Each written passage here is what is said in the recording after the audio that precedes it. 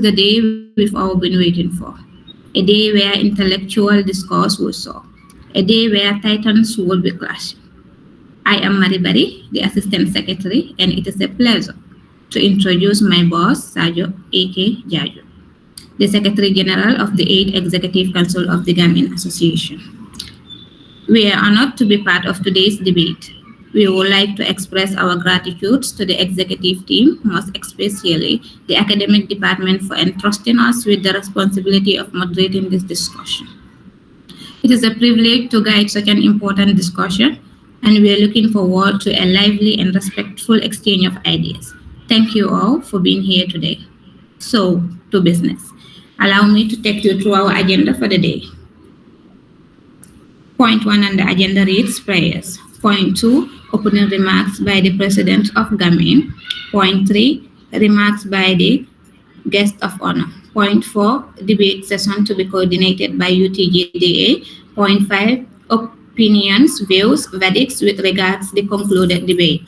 Point 6, poetry interlude by guest poets. Point 7, remarks from UTGDA. Point 8, announcement of results. Point 9, awards by the Secretarial Department. Point 10, closing remarks by the VP of the GAM-IND. Back to our agenda. Point 1 on the itinerary reads prayers. So we may all take 1 minute of our time to pray in our individual ways. Thank you.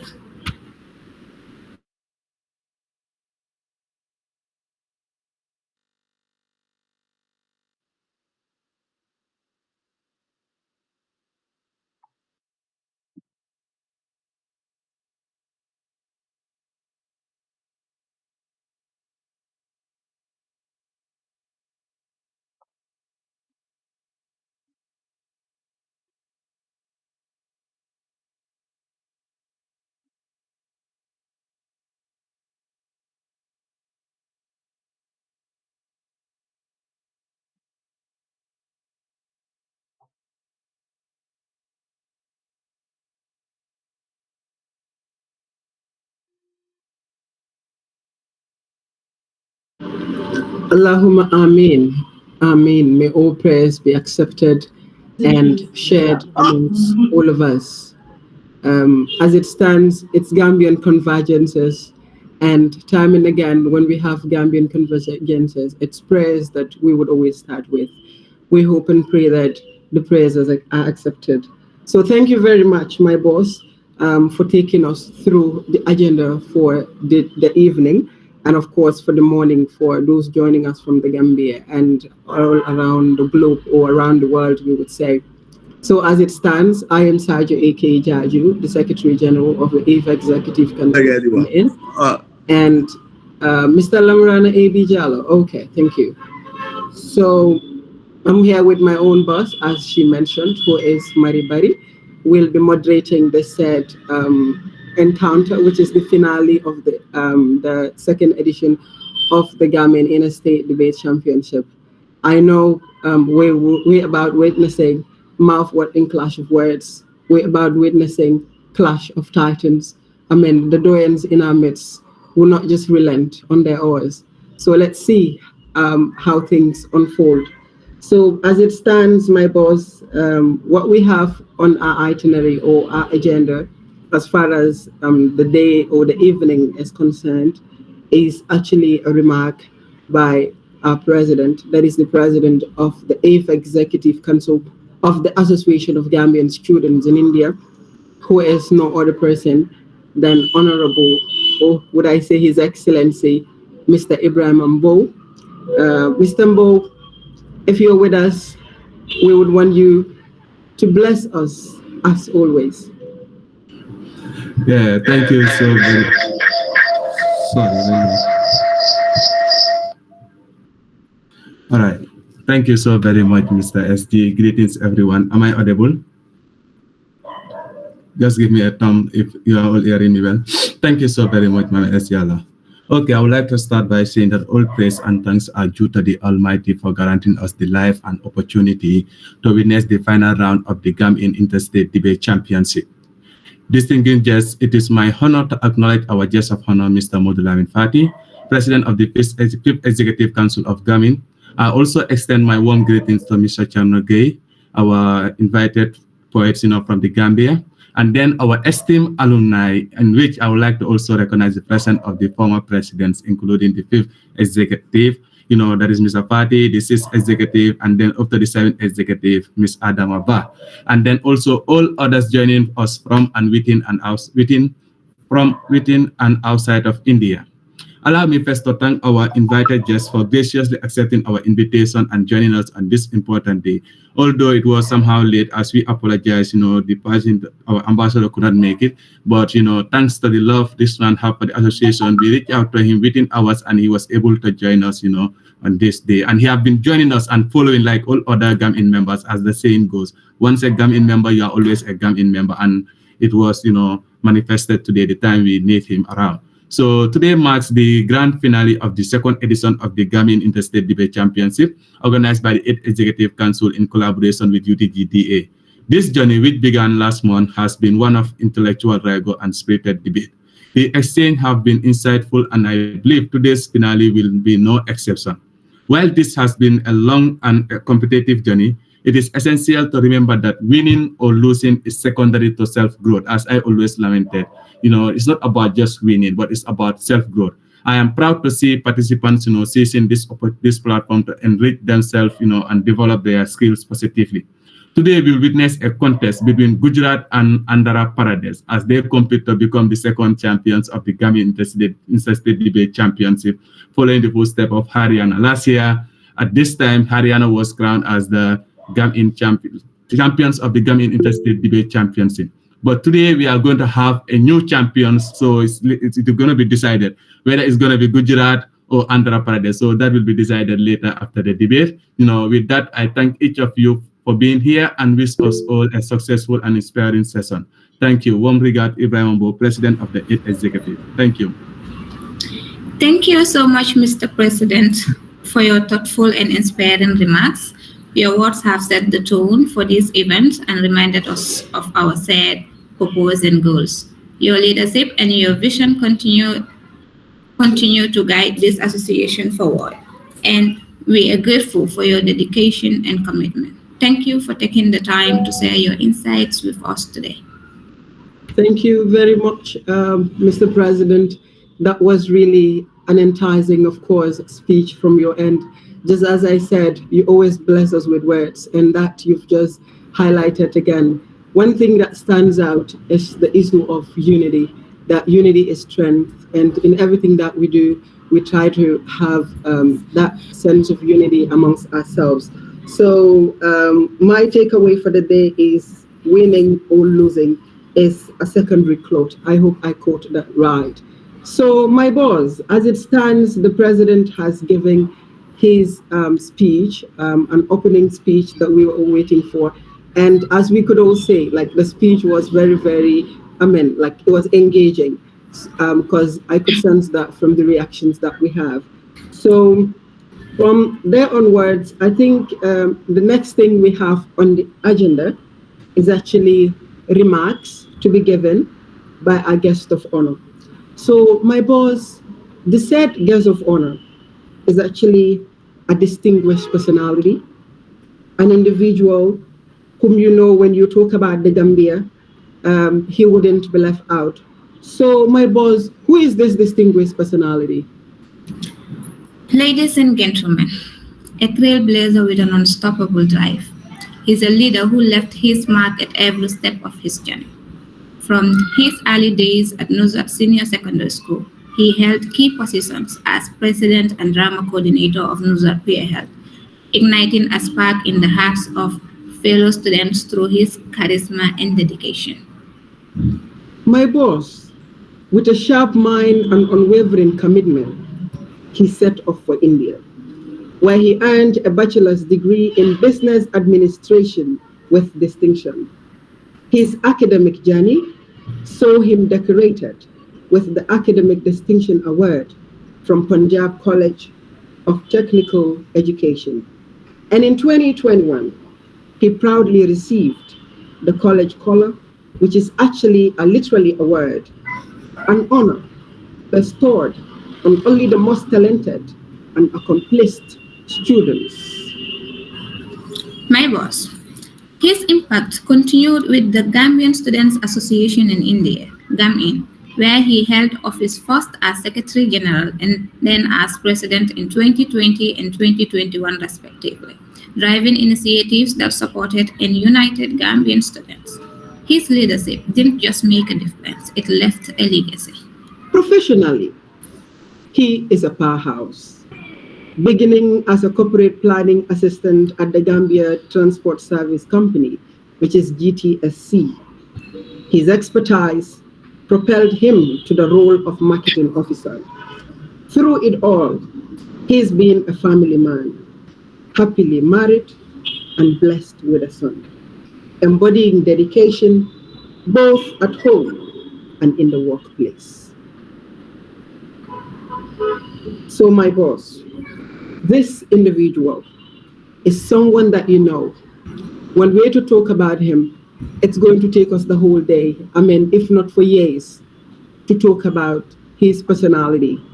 Well, before we would mention his name, we'd want to see those icons. I mean, the clapping emojis, the congratulatory emojis, the thumb ups, and if possible, the raise hand buttons to show who this individual is. So, my boss, who is this person?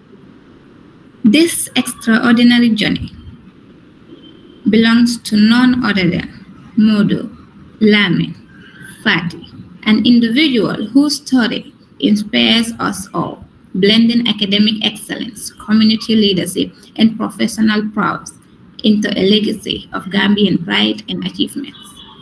Please join me in welcoming His Excellency Mr. Modu Lamin Fati to share his wisdom and insights with us. You're welcome, sir. Thank you very much. I can say no one has ever introduced me just like how my family, the people of GAM-IND, just did. I'm just lost. I'm lost for words. I don't know what to say. Actually, I understand that the biography was requested, but the manner in which it is presented is actually unprecedented because I've never seen it before in the history of GAM-IND. And kudos to your creativity, kudos to your, your talent, and keep it up, guys, keep it up. I'm deeply, deeply touched and moved. I hope I'm audible.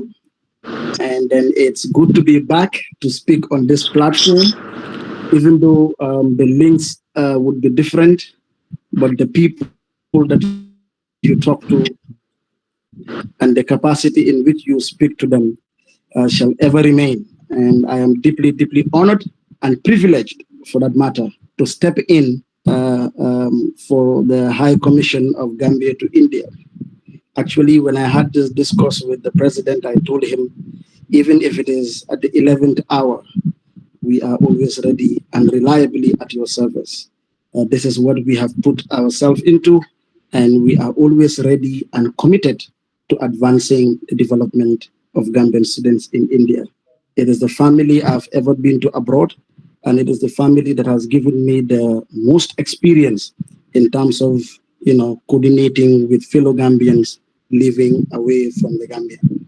So to come and speak on behalf, not on behalf, but to be a substitute to the High Commission is indeed a privilege. And I want all of us here to learn something, which I told the president, and I want everybody to take home.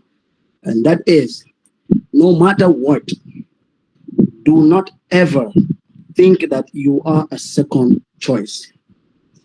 Because if you look at it, the platform in which you would be talking to, the people that you would be talking with, or you'll be exchanging ideas with, are people, once you give them that great respect, even if my younger brother was scheduled to come and speak, and he is not available, me being the elder or whatever, I think I should honorably come and not think twice, why didn't you invite me in the early place? Actually, I did the same thing for some Gambian, some Liberian students also in India. on the occasion of the African Liberation Day. They had one of their Liberian counterparts in Liberia who was scheduled to come and speak. But in the end, you know how things go. Schedules did not go according to plan. So they contacted me. I told them, well, I am available. And guess what? It was just 3 hours before I was going to catch my flight to come to the Gambia. And I had to do it graciously and humbly for that matter. And then, you know, so I'm happy to do it here. I'm happy to do it anytime. I'm happy to do it over and over again. So, guest speaker, I think I would also announce that this is my first time to be invited as guest speaker, even though it is telephatic. It is done on an online platform, but history will still be recorded that GAM-IND, the 8th Executive Council, invited me for the first time as a guest speaker.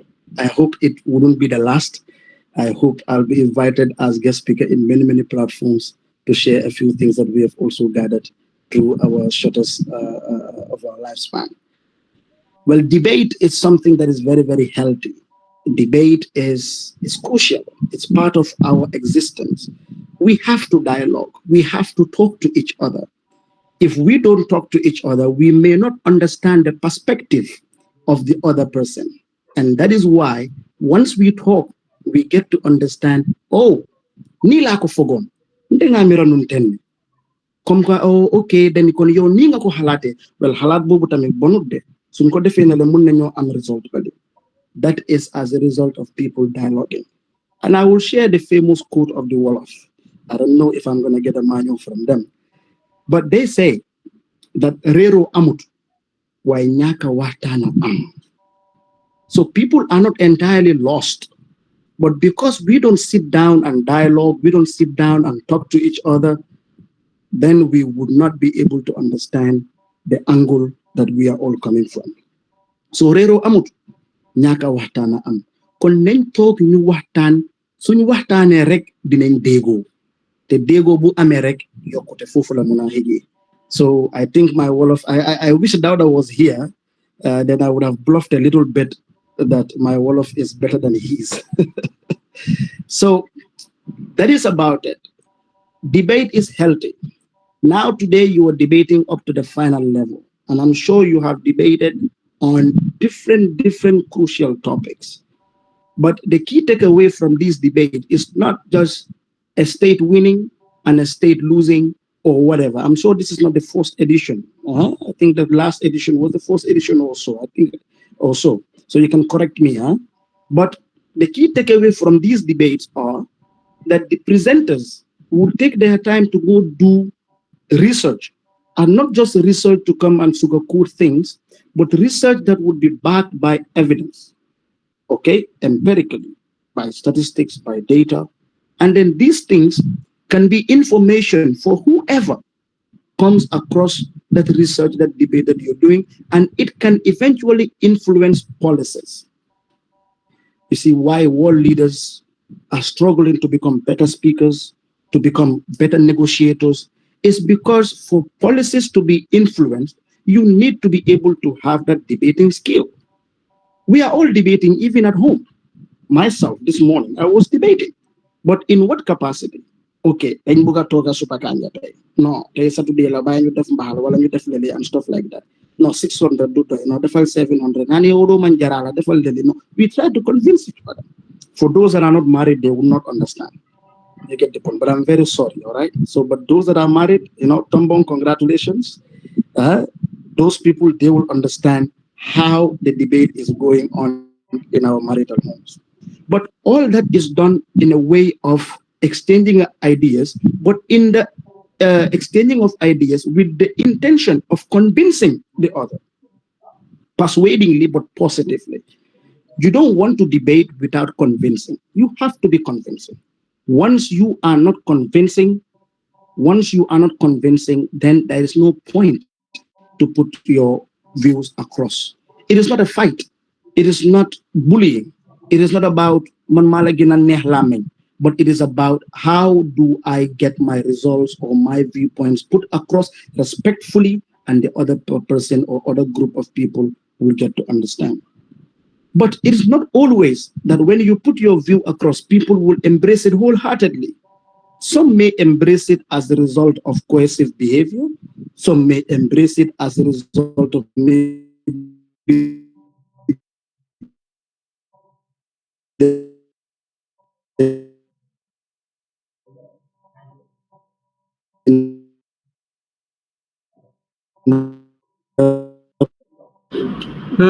Sorry, sir. I don't know whether it's from my end, but it seems there seems to be some connection issues. Could you guys confirm whether it's from my end or every other person? But at the end of the day, you ask the person.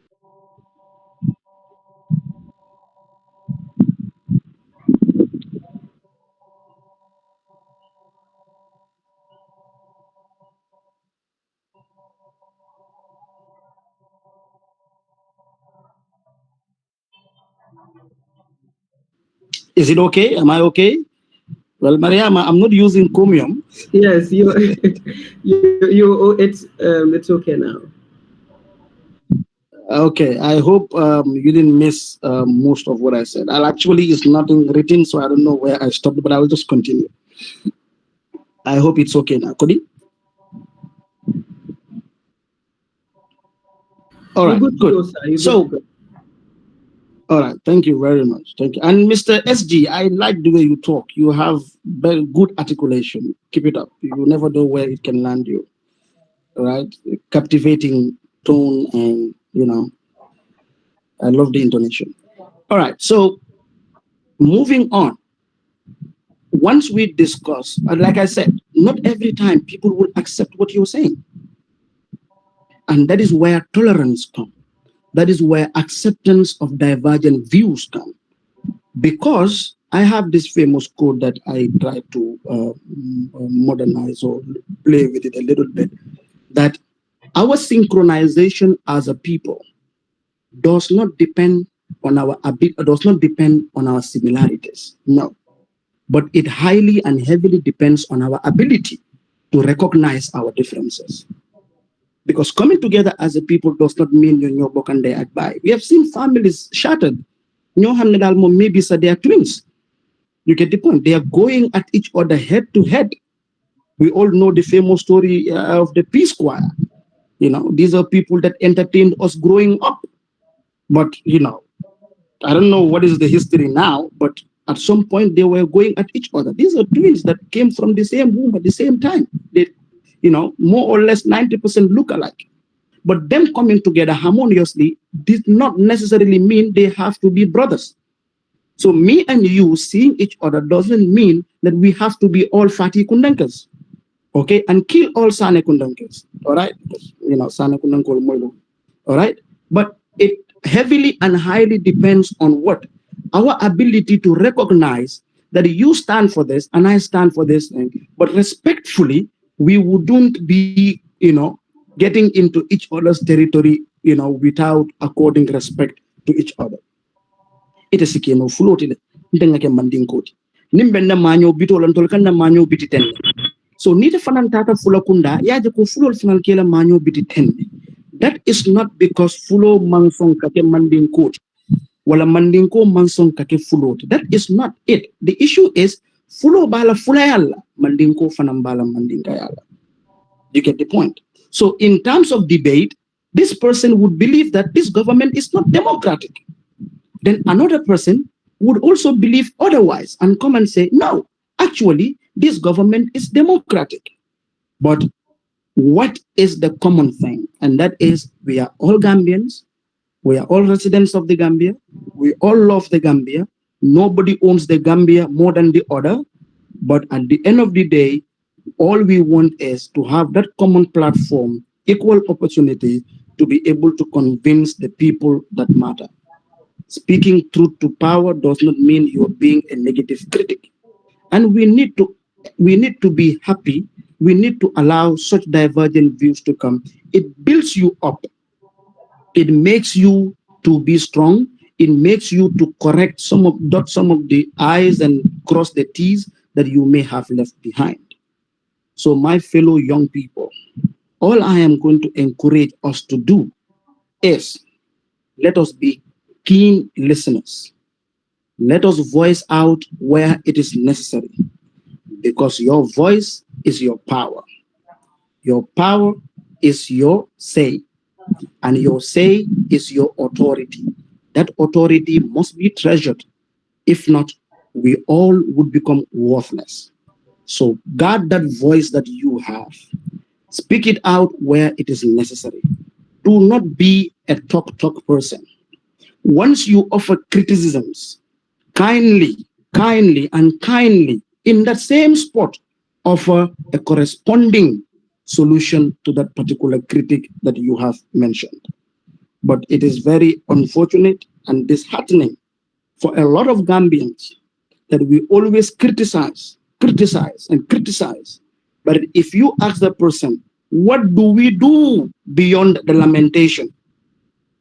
Now it is offline. We don't know what to say. We only criticize because the masses, the people we look up to, are criticizing. But this is an academic institution. This is an academic platform. I think our decisions, our information, our criticism should be based on empirical evidence without it being clouded by emotions or sentiments. I thank you all for your kind attention. I wish every one of you for a successful debate. I wish I can come back to India because yesterday I was speaking with Mr. Fofana. I told him the same thing. I miss India. To be honest with you guys, I miss India. When I told that to Jane when she called, she was like, no. I know when you were there, you don't miss the Gambia. You're like, no way, I want to come to the Gambia and stuff like that. But once you come here, bro, we want to get back to India and take all the opportunity. I want to conclude with the advice I always give to my executive council, from the 4th to the 5th executive council. Students that are there, you are living in a foreign land. Do not be a hero for nothing. Don't be a hero for nothing. It does not worth it to become the hero in your hostel, to fight the rights of everybody. They will beat you up, nothing will come out of it. You don't have the capacity of representation as African students, not just Gambia, because our Gambian embassy is doing very well, that I know. But you don't have the capacity of representation for the entire African students in India at the J. So don't be heroes for nothing. Don't go to the streets alone. Don't, when you are provoked, do not be a hero and be the Van Damme or the Chuck Norris to start to fight for everything. It does not worth it. If you are there, it's just for a short time and you will come back home. And once you come back, you can do a lot of things. Today we are out there, we are rubbing shoulders with some of the Indians at Timpex. We tell them some few words in Hindi and they try to look at us. And we tell them, remind them that you are here, you are free. Nobody is calling you a chore. Nobody is calling you a bandar. You know, bandar means a monkey. Nobody is calling you all those sort of names. You're free here. But when we are in your country, you are hostile with us, some of you, and try to show us that we are nobody. But you know, that is how the Gambian spirit is. Do not be heroes for nothing. Try to stand for each other. Love each other. Do not love each other because you are in a foreign land. Once you come home, we start plotting against each other. Let's help each other. Let's stand for each other and maintain man's brotherhood. Chekau, chekanam, dembejer all the time. Thank you very much. I wish you all the best. And I would announce my favorite at the end of the debate. I wish we was going to be in the finals. Then, you know, we would have just announced it from the get-go. But Yalla ak Gujarat and Andhra Pradesh, good luck to the best. Thank you very much, Mr. President, and your entire executive. Good luck with everything. Thank you so much, Honorable Modul Lamin Fatih, for your insightful and inspiring remarks. Your words have brought great value to this occasion, reminding us of the importance of our work and the impact we can do. We are truly honored by your presence and grateful for the time you have taken to share your wisdom and experience with us today. Thank you once again for being here. Thank you very much, Madam SG, for that.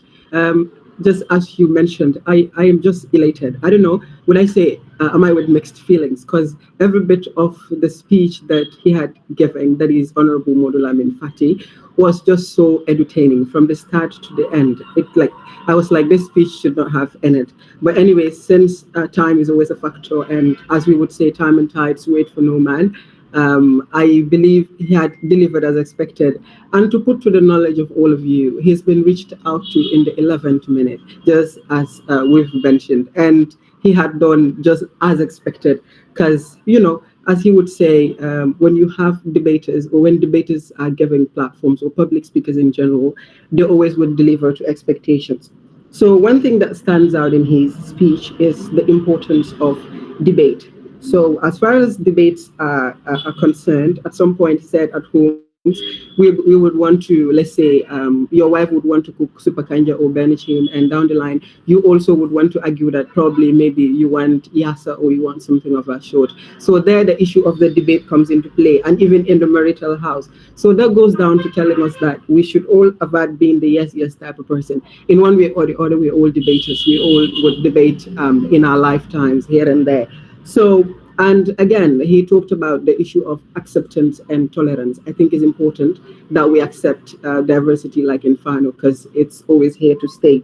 So, one thing also that I would say my takeaway, because anytime people speak, I think I always would have my takeaway. I have two takeaways from the speech that he had given. And the first is actually, he said, guard that voice, speak it out where it is necessary. That really grabbed my attention. It's one thing to talk, but it's important to know where you actually go and attack and things of that sort. He also advised us with a quotation saying, "Don't be a hero for nothing." Wow, that is obvious. For some of us, we would be like, peace is boring, peace is never an option, and things of that sort. But then I believe, just as you said, we should avoid being the Van Dams or the Chuck Norris, as you mentioned.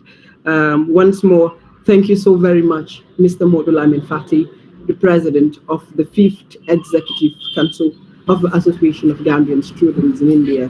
Your speech is really inspiring, and we've really learned a lot. So, back to business. My boss, I feel like Fatih should just continue with his speech again.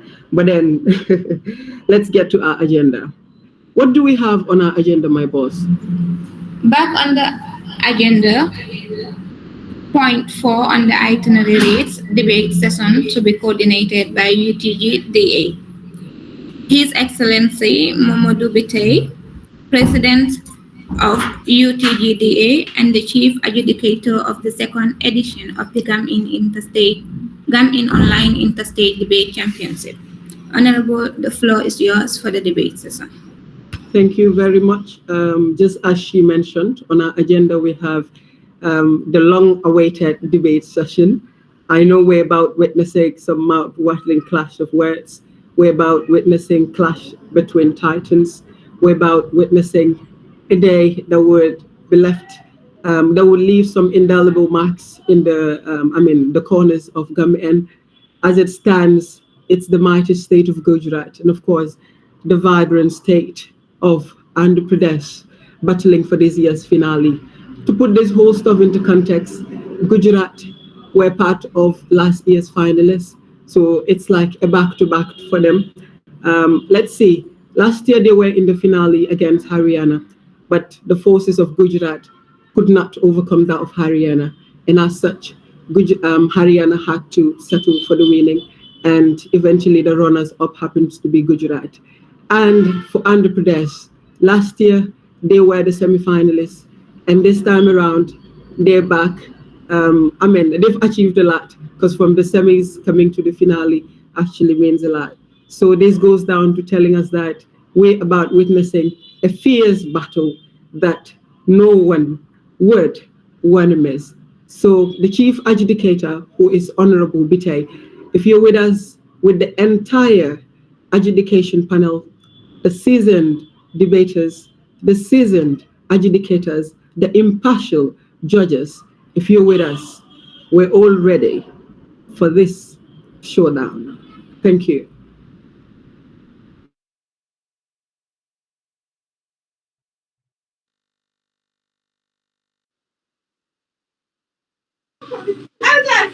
Yeah, still. Um, Good morning, ladies and gentlemen. My name is Algasimba, the Information and Public Relations Officer of the University of the Gambia Debate Association. It is indeed a great honor to once again be part of the panel of adjudicators of the GAM Interstate Debate Championship. And of course, as usual, the role of the University of the Gambia Debate Association is to ensure that we facilitate a successful debate. We literally do not know most of you guys, or yeah, most of you guys. So it would we assure you of fairness and of course integrity in whatever we do. And we wish you all a successful debate. And I must thank the GAM Indian Students Association in India for doing tremendously well in ensuring that they are bringing in ensuring that Gambians in India are brought together under one umbrella. And kudos to them.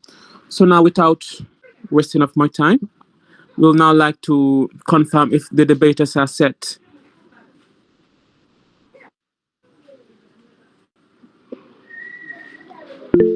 Are all the debaters in house? Thank you. I'm seeing some hands. Yeah, I All of the believe. house. Yeah, it's confirmed. They've reacted. I believe they're all around. Great. So if the house is set, we'll like to hear from the Prime Minister, or shall I say the proposer of the motion. Power corrupts and power corrupts absolutely. Sorry, hold on. I think I missed something. So before we start the debate, I like to take the debaters through the things that we'll be judging them on. Of course, they are aware of it, but just for the purpose of the record. First of all, we're going to judge you on the content of the debate. That is, are you really giving us the content that we need? Are you really in line with the topic of discussion? So that goes for 10 marks actually. And the next thing is the time. Time is important in whatever we do. So as my president will say, do not over debate, and of course do not under debate. So the time will go for 5 marks and you're all given 7 minutes. So next we have the rebuttals, which is 7.5 marks. Another, we have the voice. Of course, as a debater, we anticipate that you have a very good voice, like express yourself confidently with at least a reasonable tone. So that goes for 5 marks. Next, we have logical presentation, and that goes for 5 marks. Another, we have the expression, which also goes for 5 marks. We also have grammar, which goes for 5 marks. And most importantly, we have POI, which goes for 5 marks. So we urge the debaters to make best use of their time and give it their all. Thank you. And if the House is set, we'll now like to hear from the Prime Minister. Power corrupts and absolute power corrupts absolutely. Greetings, Speaker, and the honorable members here present. In my capacity as a Prime Minister, I will start by giving this honorable House the structure of my debate. I'll start by tabling my motion, define the key terms found in the motion. I will set my parameters, give my own points, pre-review the points of the opposition bench. I will accept one POI in the 5th minute of my debate. I will summarize, and then after which I shall conclude. Strictly following the structure of my debate, the motion table reads, this House believes that the current Gambian government is undemocratic. Now to the definition of my key terms found in the motion. I will first start with the term current. Current refers to something happening or being used at the present time. Now to the term the Gambia. The Gambia is a country in Western Africa situated on the Atlantic coast and surrounded by the neighboring country of Senegal. It occupies a long, narrow strip of land that surrounds the river Gambia. Now to the term government. The system or the group of people governing an organized committee, usually a state. It involves the leadership or administration structure responsible for making and enforcing laws and policies. The term is a third person singular present form of the verb to be, used to describe the existence or the quality of the subject. Now to the word undemocratic. This basically refers to not in accordance with democratic principle. It refers to actions, practices, or systems that lack fairness, representation, or participation by the people in decision making. Relatively, the current Gambian government refers to the administration in power since President Adama Barrow assumed office on January 19, 2017. It includes the official and institution responsible for managing the country's policies and public affairs. All my definitions are vividly backed by the Oxford Learners Dictionary, latest edition 2023, and Wikipedia. Now to the perimeter of my debate. This House believes that the current Gambian government is undemocratic based on the global comparison. Now to my untangible points. My first honorable speaker is going to be press freedom and freedom of expression. According to the Reporters Without Borders report on the 6th of May 2024, at 8 minutes past 11 a.m. reported by the Voice newspaper, the Gambia's press freedom index ranking has fluctuated from the 10th to the 47th in Africa and from 58th place to 93rd place in the world, but remains concerning in the recent years. Gambia ranks lower than neighboring Senegal, reflecting significant restriction on media independence. Unquote. So, isn't this alarming? Instances of the government intimidation, harassment, or even arrest of the journalists like King FM Slami Sanya, a warning to Mimbekerin Sureto in Brikam and Kefadu's highlight the lack of true freedom of speech compared to the countries with strong democracies like Norway. We constantly rank the top of the press freedom indices and faces minimal government interactions in the Gambia. Now to my second point, the speaker. My second point is going to be suppression of dissent and crackdown on protest. There have been several instances of the government clamping down on protests, particularly most criticizing the government or its policies.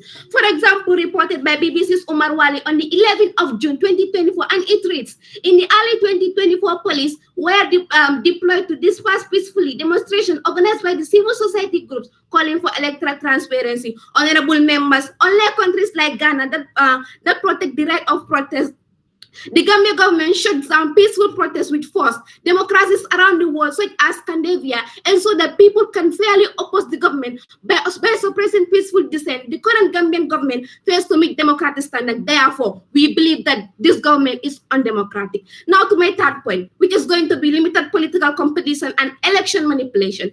The Gambian government has been criticized by the opposition of election irregularities, particularly media bias misuse of the state resources. The state-owned Gambian radio and television services, GATS, led by politically appointed staff, is said to favor the ruling party, giving an unfair advantage in contrast. Botswana uploads fair election with independent monitoring transparency safeguard. For example, reported by CNN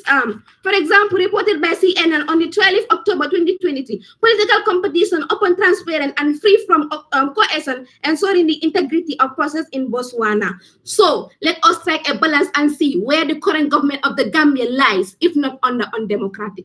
Now to my pre-rebuttals. The opposition bank might come here and state that government's focused stability reflects democratic progress. However, true democracy balances stability with citizens' right and freedom. Countries like Norway, Canada demonstrate the stability and coexist between its freedom, fair election, and protect right. Silencing opposition in the name of stability is fundamentally undemocratic. Honorable Speaker, I know the opposition bench will try to compare Barrow's regime compared to Jammeh's. Defending Barrow's regime compared to Jammeh's regime is a weak defense. A true democracy must meet the standards, not simply less oppressive. Under Barrow, media suppression, corruption, a judicial control by the executive, and the violent crackdowns on protest persist. As noted by the Amnesty International on September 23rd, 2021, Barrow has failed to deliver a promised reform, leaving Gambia's legislative landscape unchanged. Comparing Barrow's government to Gambia only lowers the standard. We must hold this government to true democratic value, not the lower bar of a former autocrat. Any attempt to this such point will be demolished by the overwhelming evidence and the undeniability facts, which is wrong. Okay, that looks like a POI, please. Can you come in?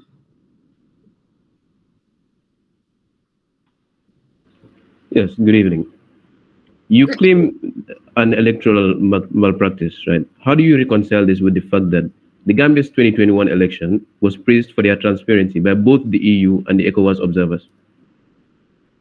Okay, thank you. Thank you for disgracing yourself. Since I feel misquoted and thereby I'll not even waste my time to answer the POI. Next time, before you ask a POI, make sure you know the points that I have raised and you can come in. To my summary, I came before this house table my motion exercise my point by refining the key terms. As the Prime Minister, I set my parameter. I gave my own points backed by statistics with report, which were lack of freedom and freedom of oppression of dissent and crackdown on protest, limited political and election manipulation. I prerogated 2 points, which were 2 points of the opposition bank, which were stability and a democratic protest, Barrow's government in comparison to Gambia's regime. I accepted a POI. I summarize, and I hereby conclude that a truly democratic government would support a free press and allow peaceful protest and maintain an impartial election system. The Gambia's government actions otherwise leaning more towards autocratic tendencies than democratic ideas. On that note, this House believes that the current Gambian government is undemocratic. Thank you all. Thank you very much, Honorable Government Leader, or shall I say the proposer of the motion. Kindly give us 30 seconds to note your marks quickly. Thank you.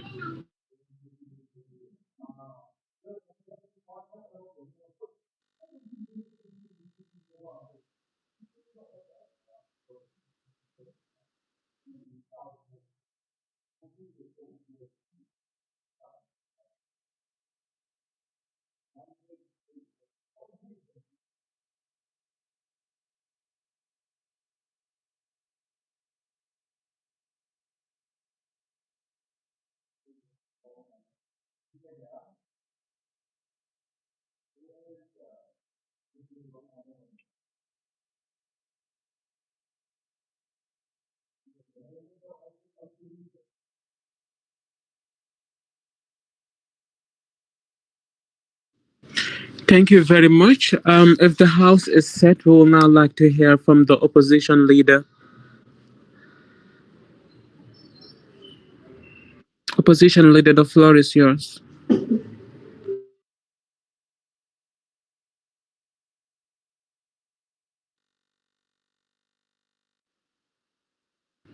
I hope I was audible when I was speaking. Opposition leader.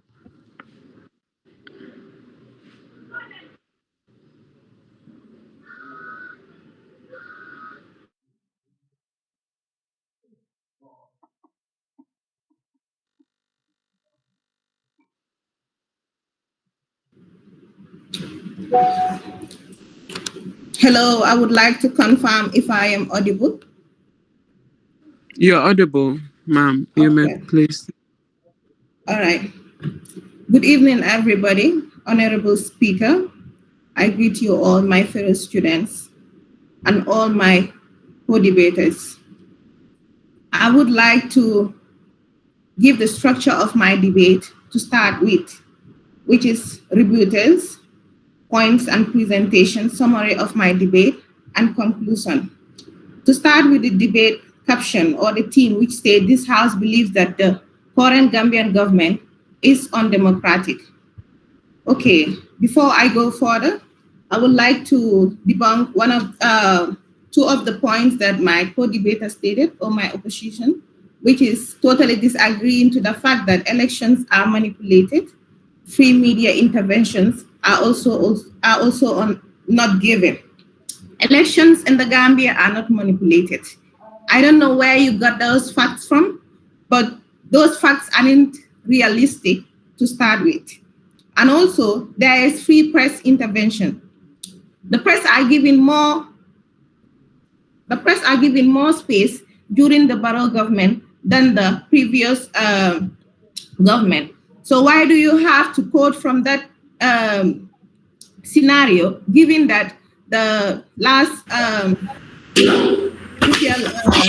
what's the name again? Yahya Jammeh's era, people were maltreated and so, but when Barrow came into power, this is a different case. So you do not have to rush with your statements, trying to manipulate and confuse people with your unguarded reports. Okay, to start with,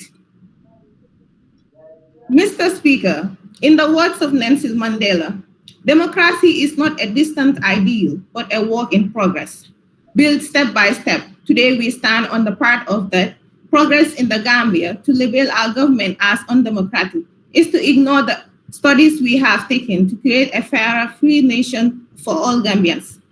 Since the Barrow government the current government is into power, we've all seen that people are free to give their opinions. You can be in the vehicles. You can be in societies. You can be at your workplace. You'll be saying whatever you want to say because you know at the end of the day, you are free to give your expressions and nobody would be at the back of your neck trying to pursue you. If you see a frog jumping in the daylight, it must be pursuing something or something must be pursuing it. And in this current government, that isn't happening at all. To go further, I would like to state my 3 points, which are transparent and fair elections. The people have the final say. Since the transition of the power in 2016, the Gambia has held several elections deemed credible by international observers, like the ECOWAS. The ECOWAS was here during the election. It was the main reason why the Gambia has the power to demonstrate, to go out of the street, despite the party you belong, giving your own notion, your expression of the current president in power, which led to the election being won by the Barrow government. Also, the 2021 presidential election in particular was conducted transparently with significant voter turnout, which was massive, as referenced by the Point newspaper, the Voice newspaper. Over 800,000 voters casted their votes freely without going home, knowing that someone is going to follow you or pursue you to at your home, trying to see if you voted for Yaya Jammeh or not. You have a steady mind at the end of the day. The second point is media freedom and freedom of expression. The likes of Madi Jabate and the likes of Deda Haidara. These people are free to express what they have in the borough government, because in the previous government it was different. You cannot sit and be on Facebook or the Fata network and trying to say whatever you want. It's totally not the same. So here people are even opening their televisions, their radio stations, saying whatever they like without having at the back of their mind a notion that they will be jailed or imprisoned or pursued by other officials from the government. Comparison to the former regime, under the Jammeh, which I currently stated, that data had a vocal critic, which was always against Yaya Jammeh. But when the Barrow government came, this was different. Okay. I saw a hand raising, which is the POI, I guess. Hold on, please.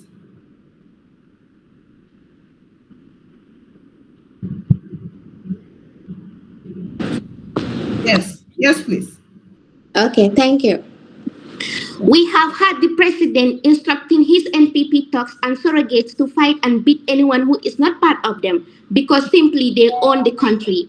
This was said in Yarasoma during the NPP bureau opening. Was this the democratic? If yes, I want you to explain in details with empirical evidence based on global comparisons. Thank you. Okay, thank you for that question. To go with, if you have a question to state to me, listen from my speeches and draft your question. Do not draft a question, writing it and waiting for the debate to come and so you can blow it on me. I am not going to waste any inch of my time on that. To continue with my third point, inclusively efforts by the youths. The youths were engaged in various activities. Okay, like the Youth Empowerment Project. These people used to be in existence, but it's different. We are not here to read books or to read journals or to read reports. We are dealing with facts. And when we talk about facts, these are things you've experienced. My dear, we were all in the Gambia and we know how we were suffering in the Gambia. So it's completely different. I was working with Startup Incubator where we used to have a statistic of all these youths wanting to establish their businesses, the young entrepreneurs, the aspiring ones, but it was difficult. Some domains you even want to enter, you cannot, because you have to think about what is the political parties have to think, the current government, are you going to be sued? Are you going to be put behind the bars? These things are also important, but just to give you a brief of those things, we also have a data from the women boss who are currently in existence, giving the statistics of women in the fields, the villages, the societies, the activities they are on, the youth empowerment project, we should all be familiar with by now. Okay. Okay, to go further, I would give a brief recap of or a summary of what I have just stated. Okay, to whom much is given, much is expected. Gambia was given a democratic nation. Gambia was given a nation with freedom and freedom of expression. So we cannot come behind the officials and say this is not granted in our country, which is not the real solution. Okay, thank you all for coming here and spending your time with me. I have to rush because of time issues. All right, thank you.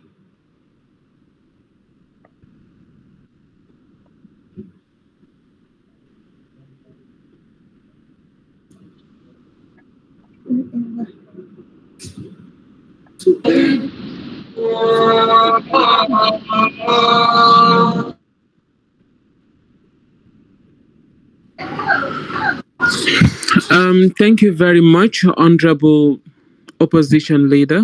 Kindly give us 30 seconds so we can note your points, your marks rather.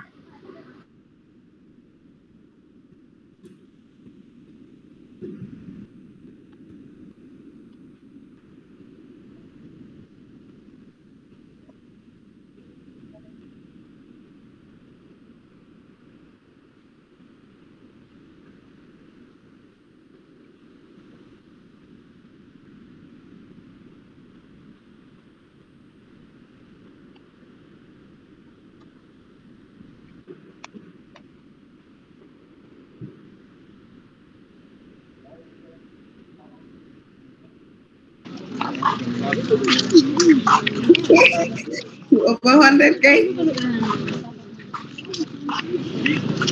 Sorry, can we please mute our mics if you're not debating? Seydou Cham, may you please mute your mic? Thank you. And please lower the raise hand button. Someone is going to run over you. Seydou Cham, may you please mute your mic? Okay, thank you. Thank you very much. Let's please mute our mic and allow the debaters to do the talking. We will now like to hear from the deputy deputy prime minister. Yes, you may please go ahead. The test of a democracy is not just in the ballots cast, but the freedoms allowed, the integrity upheld, and the justice granted to every citizen. Standing on the existing protocols of this House, I am Fatih Faye, the able Deputy Prime Minister of this House, and the structure of my debate read. I start by reminding the House of the motion, rebuting the fallacies brought forth by the opposition leader, presenting the points of my able Prime Minister, give my personal point, accept the POR in the 5th minute, give an alternative, and if time permits, I shall summarize, and in summary, I shall conclude. Strictly following my structure, the motion put forward before this House reads. This House believes that the current Gambian government is undemocratic. I'll now move on to repeat the Vic's point brought forward by the opposition bench. First and foremost, she vindicated our bench by comparing Barrow with Jammeh, which was highlighted by the Prime Minister. So this point doesn't hold court. It was already pre-rebuted. She also talked about freedom of expression. May I remind you of Sheriff Baya Sonko, MC Cham Jr. and Alaji Bora were arrested, detained and taken to unknown location. For Alaji Bora, he was thrown in a ditch, highlighting that they wanted him dead. This was reported by Khair Fatou Toure on the 6th of October 2023. Alaji Bora was granted bail and was revoked upon one of his days of reporting, ordered from the top. This shows how undemocratic the government of the day is. You also talked about transparency in election. While elections were held, the credibility of this election is deeply questionable. Allegations of voter intimidation, media bias, and the misuse of state resources to benefit the ruling party have been reported extensively. The Gambia Today 2022 and the Standard 2021 have both highlighted how government-controlled media outlets like GRTs gave unfair advantage to the ruling party, skewing the electoral process in their favor. These issues severely undermine the legitimacy of any election under such condition. The opposition should stop hiding behind weak comparison and face the truth. These are not democratic actions, and Gambian people deserve better. Moving forward, I was strengthening the plausible points made by my Prime Minister. Her first point was about lack of press freedom and freedom of expression. So everyone who views rationally knows that this stand. In recent months, the Gambian government has shown troubling intolerance towards press freedom. As Kerfatu highlighted, the unlawful arrest of journalist Mohamed Justice Dabo and Mushar Sirif Haidara, editors at the Voice newspaper, on September 27, 2024. They were detained over a balanced report about President Barrow's succession plan, which was based on insider information, but later denied by officials. The arrest was condemned by Mayor Talib Bensouda and the Gambian Press Union. So if the current Gambian government were democratic, why the arrest on a balanced story? Honorable Speaker, the rest of Alaji Bora and other unlawful arrests of journalists cannot be left out in this. Her second point was suppression of dissent and crackdown on police, which is very imminent. The police brutality in this event cannot be underestimated. The 3 years Jodna movement in 2019 were all under this radar. In fact, the denial of permits to citizens to exercise their rights fall under this. Reported by Jollof News on the 19th September 2023, crackdown on process, tear gassing sympathizers who stood in solidarity for the release of Mohamed Sabali, who was detained for 4 days without bail, defying the 72-hour detention rule. So where is the democracy we are talking about when all this happened under the current Gambian government? Our type one was limited political competition and election manipulation, which are clear signs of an undemocratic government. As Standard newspapers MK Bajinga reported on August 7, 2024, President Barrow publicly threatened his opponent, lawyer Usain Dabo, saying he would remain in power until Dabo's death, and he even planned to attend his funeral. Such threats have no place in true democracy. Additionally, Maligan reported in October 2024 that the IEC misappropriated $388 million, including missing receipts and unapproved bonuses, raising concern about the integrity of the 2021 election. To my personal point, my first point talks about high levels of corruption. High levels of corruption are a major factor undermining the Gambia's democratic standing. According to Transparency International, the Gambia scored only 37 on the Corruption Perception Index, ranking 98 out of 180 countries, indicating deeply entrenched corruption in areas like government contracts and resource allocation. In contrast, as reported by Transparency International, Rwanda has strong anti-corruption rules that help build trust and accountability, while the Gambian government is not doing enough to fight corruption. Also, the security sector in the Gambia depends a lot on foreign economic forces, and the president controls many key positions. This makes it hard to say that the Gambia is a true democracy when there are issues with corruption and security independence. Honorable Speaker, to my final point, we talks about weakness of democratic institution and lack of checks and balances. Weak democratic institution and lack of effective checks and balances enable the executive to make decisions without adequate oversight, undermining accountability and hindering genuine democratic process. The Incompetence report from August 14, 2024 criticizes the Gambian government for failing to uphold democratic principles, citing the rejection of the 2020 draft constitution and the introduction of a new 2024 draft, as well as the failure to implement the TRRC. It also points out the foreign influence in domestic policies, such as the repeal of the FGM law and the disregard for constitutional mandates by stakeholders. In contrast, Kenya's 2010 Constitution established clear separation of power, ensuring robust checks and balances, and empowering the institution to counteract executive overreach, a hallmark of a strong democracy, which the Gambia could also do. To our alternative, the government bench argues that true democracy requires a strong rule of law, effective anti-corruption measures, and independent institutions. However, the current action of the Gambian government reflects a failure to uphold these values, resembling autocratic practices more than democratic ideals. By implementing a new constitution focused on strengthening this foundation, the Gambia could progress toward genuine democracy in a potential Thai republic. Honorable Speaker, if the opposition claims the government is democratic, there's a major contradiction with the 1997 Constitution, which limits rights like freedom of expression and peaceful assembly.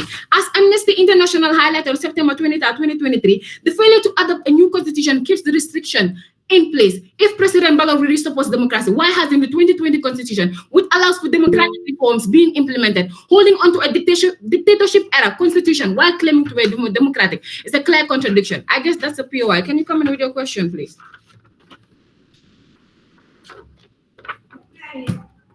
Please, I don't have much time. If it is you are not asking a POI, let me go ahead with my summary because you are wasting my time.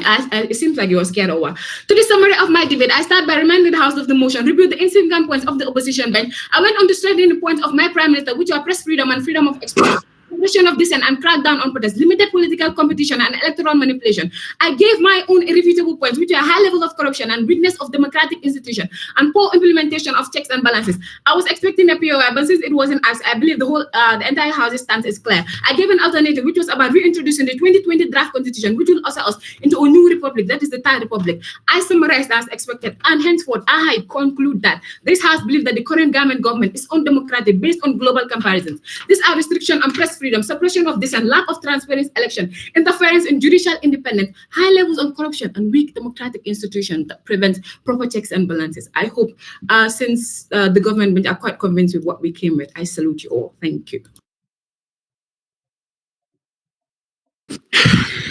Thank you very much, Deputy Prime Minister. That was amazing. Kindly give us 30 seconds so we can note your marks and get back to the Deputy Opposition Leader. Thank you.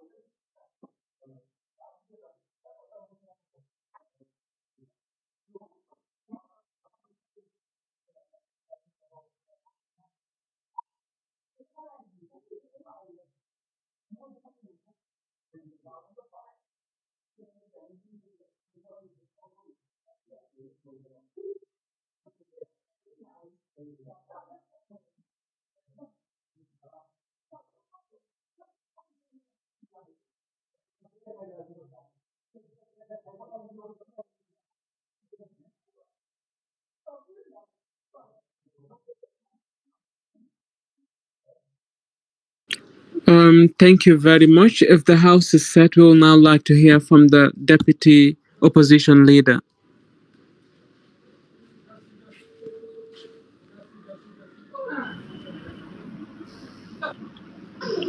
Am I audible? Yes, please. Mr. Speaker, esteemed judges, guests of honor, honorable members of the House, good day to you all. I am David S. Jiva, and I stand in full respect with all the established protocols of this House. Now, I come forward to you as the closing opposition leader to debate on the motion that this House believes that the current Gambian government is undemocratic. My fellow co-debater had already led you on some points, but before I move forward, I'd first like to give you the structure of my debate. Now, my debate begins by addressing and rebuting the points put forward by the ministry bench. To strengthen my co-debaters' points, present two of my points, and then eventually summarize and then eventually conclude. To review the points of the ministry bench here, the opening ministry bench came in to talk about accusations of electoral malpractice, to which I had asked a question, which was rendered null in the basis that, okay, it was misquoting. And then he talked about how the comparison of this era to the past era is a weak point. The motion itself states that this House believes that our current Gambian government is undemocratic. The word current in the English language, as you had predefined, is to tell us that it is a comparison between what it is now and what it was before, not a comparison between something that is today and something that it is of another country. He's talking about the Gambia and Rwanda. Current in the motion just renders every point that you said about the Gambia and Rwanda null. And then the Deputy Prime Minister comes in to talk about he talked about the same comparison and why it was null for us. Then she talked about detainment under the idea against free speech. Yes, they were detained under the idea of free speech. But it was not detainment at all. It was not an arrest. It was just detainment. Under the Gambian law, you're allowed to be detained for 72 hours if something has gone wrong. They had expressed their ways, and in as much as they have the right to express their visions and values, or in as much as they have the right to express whatever it is they have to say, the Gambian president, being part of us, has the right to establish the fact of defamation of character. So if he goes against them, it's still under the court of, that's democratic. It being democratic is having the ability for them, they still stand a chance for peace. See, democracy is not just the absence of an accusation, it's the impartiality of the judgment. Where they're prosecuted or where they're punished? No, because there's democracy. Otherwise, they could have had further punishment without any acknowledgement from the people, any acknowledgement from the court. That is undemocratic. Now, to go on with my actual points. Your Honor, I'll start with my points. And my points actually begin with the Gambia currently.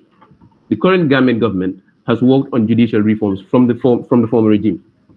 And justice in itself is the cornerstone of freedom. So the Gambian government has established judicial independence. This means judges can make decisions based solely on law without pressure from the government.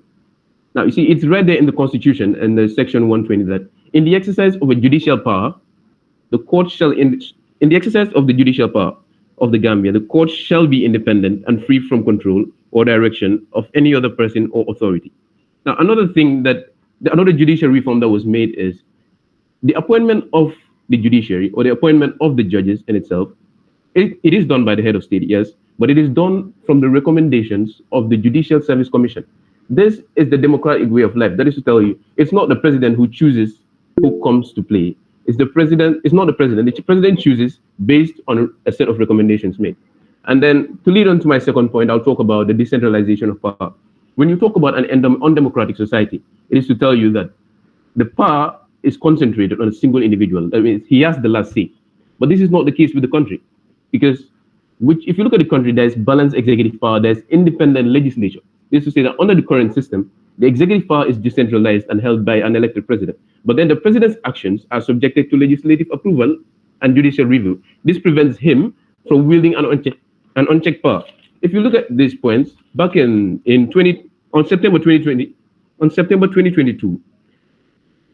2020, the National Assembly had rejected the constitutional amendment. Why? Because the proposed amendment did not concur with the way of life of the people, for one. Two, the president had proposed to serve a third time. In what the undemocratic society does the president need to ask permission from people to take whatever decisions it is he has to take? If you talk, and then it moves on, this actually led to the building of independent legislature. The independent legislature here means the National Assembly stands on its own, right? So the National Assembly is put there by the people, by the people and for the people. Sorry. Okay, there's a POI. I'll accept your POI. Yeah, can I come in? Yes. Okay, so you were talking about the rejection of the constitution. You said it yourself. So why is it that the 2020 constitution, despite that it was being before implementing, some stakeholders were asked about their opinion. The government you're claiming to be democratic is still using the 1997 constitution. Is that not alarming? Like, why are they still using a constitution made by a dictator? Can you please emphasize on that more? Okay, thank you very much.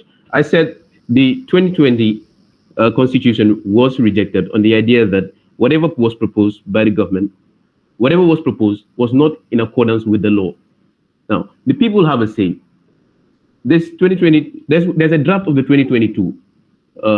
There's a draft of the 2022 constitution, but the constitution is not yet put in place. The 1997 constitution is being used, but there have been amendments made to it. So these amendments are in the rule of law. If I may continue to the constitution, okay, the constitution you talk about itself. In the first section of the constitution, it states that the Gambia is a democratic republic and shall be governed in accordance with the principles of democracy, rule of law, and justice. This is in the constitution itself.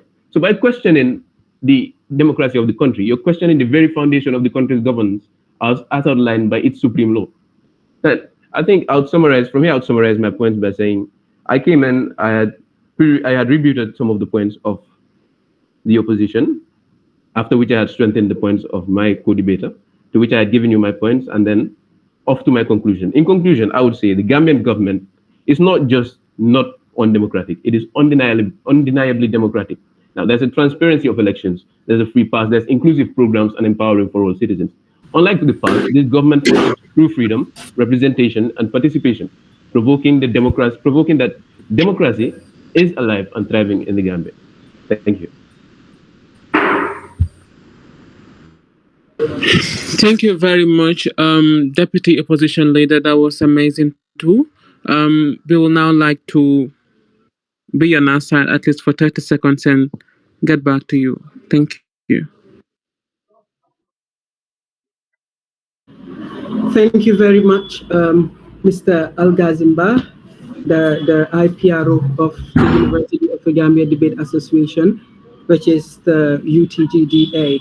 Just as he said, while they accumulate the results of the just concluded debate, it's imperative for us to move with other activities since this is a finale, and there is a lot to come. I believe at some point I was laughing when it comes to the debate, and at some point I got carried away by like the remarks made by the different debaters. But one thing that stands out is that the debaters really research as far as the motion is concerned.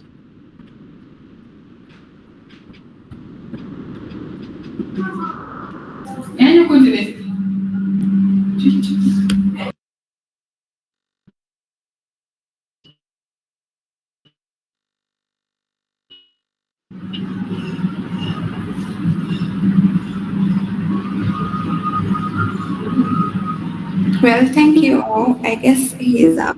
Okay.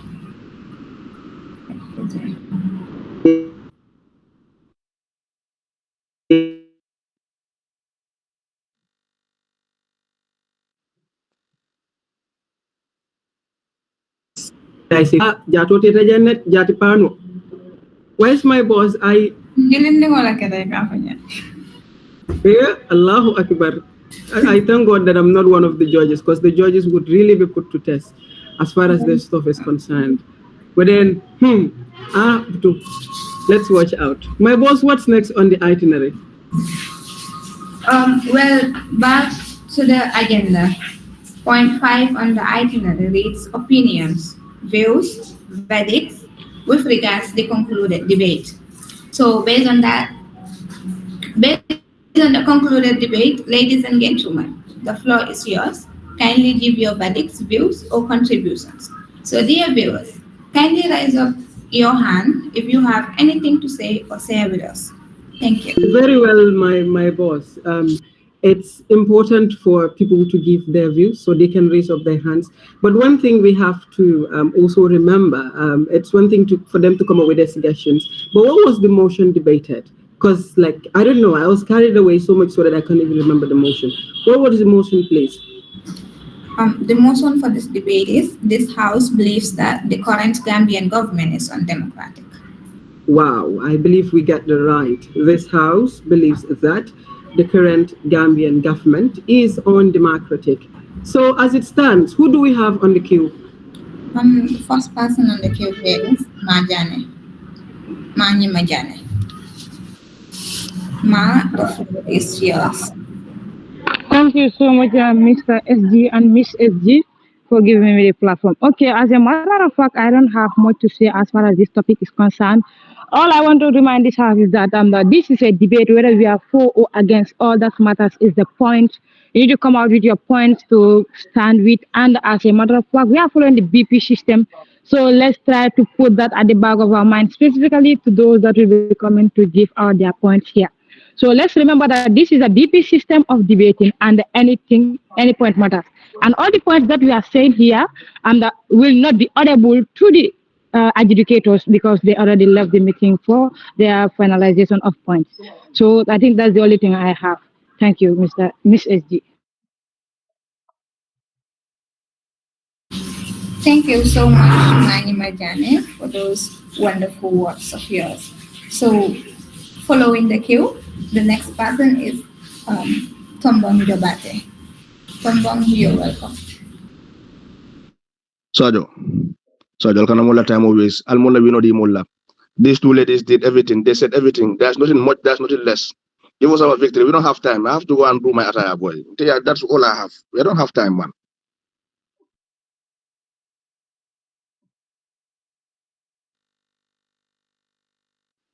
Okay. Noted, Alhaji Tombong Jebate. I believe everyone is listening. So my boss, who is next on the queue? We have Musa Chamba. Musa, you're welcome. Assalamu alaikum and greetings everyone. My name is Musa Chamba, and a first-year student at the University of the Gambia pursuing a degree in political science. So I must confess that I am very much delighted to have witnessed this debate. So basically what I'm going to say is I noticed something about the debaters, though they did extremely well. In fact, all of them did well, but most of them were running away from the POI, which is very, very important as far as the British parliamentary style debate is concerned. So the only guy who picked a POI and was able to at least say something that is very important about the question that was raised was the last speaker, and I must commend him for that. So debaters must not dash away by giving excuses, just run away from POIs. Please let's take POIs and answer the question, because it is part of the style of the debate. So that is my contribution. Thank you so much. Thank you, Mr. A.K. Gaji. I'm very, very grateful to be here. Thank you so much, Mr. Tamba. And next on the queue is Mamadou Jallo. Mamadou, you're welcome. Yeah, good evening to everyone in India, and then good afternoon, I believe, at this time in the Gambia. It was a very interesting session, and first of all, I also have to thank our partners in the Gambia who have been tirelessly working with us since day one to make sure that at least we have a level playing ground for the debate. Coming to the session, we have to understand there is no also perfect democracy anywhere in the world. And yes, there are lapses, and that is where Gujarat sits very well in the current regime. We are improving, and then there is process, or it's a process. Democracy is a process, not just an event. And then the new regime started a bit well, but then we've seen a lot of lapses as the time goes on. And some of the 1997 constitution, which we are only favoring, let's say, Jammeh. Barrow promised that he's not going to use them. He made it clear he's not going to use them. But recent incidents have indicated that perhaps in the long run, some of these laws could be used. So the safest thing is just to remove them. So the fact that the laws are there, they can be used anytime. And when they are used, it becomes legal. So because it is what the law dictates.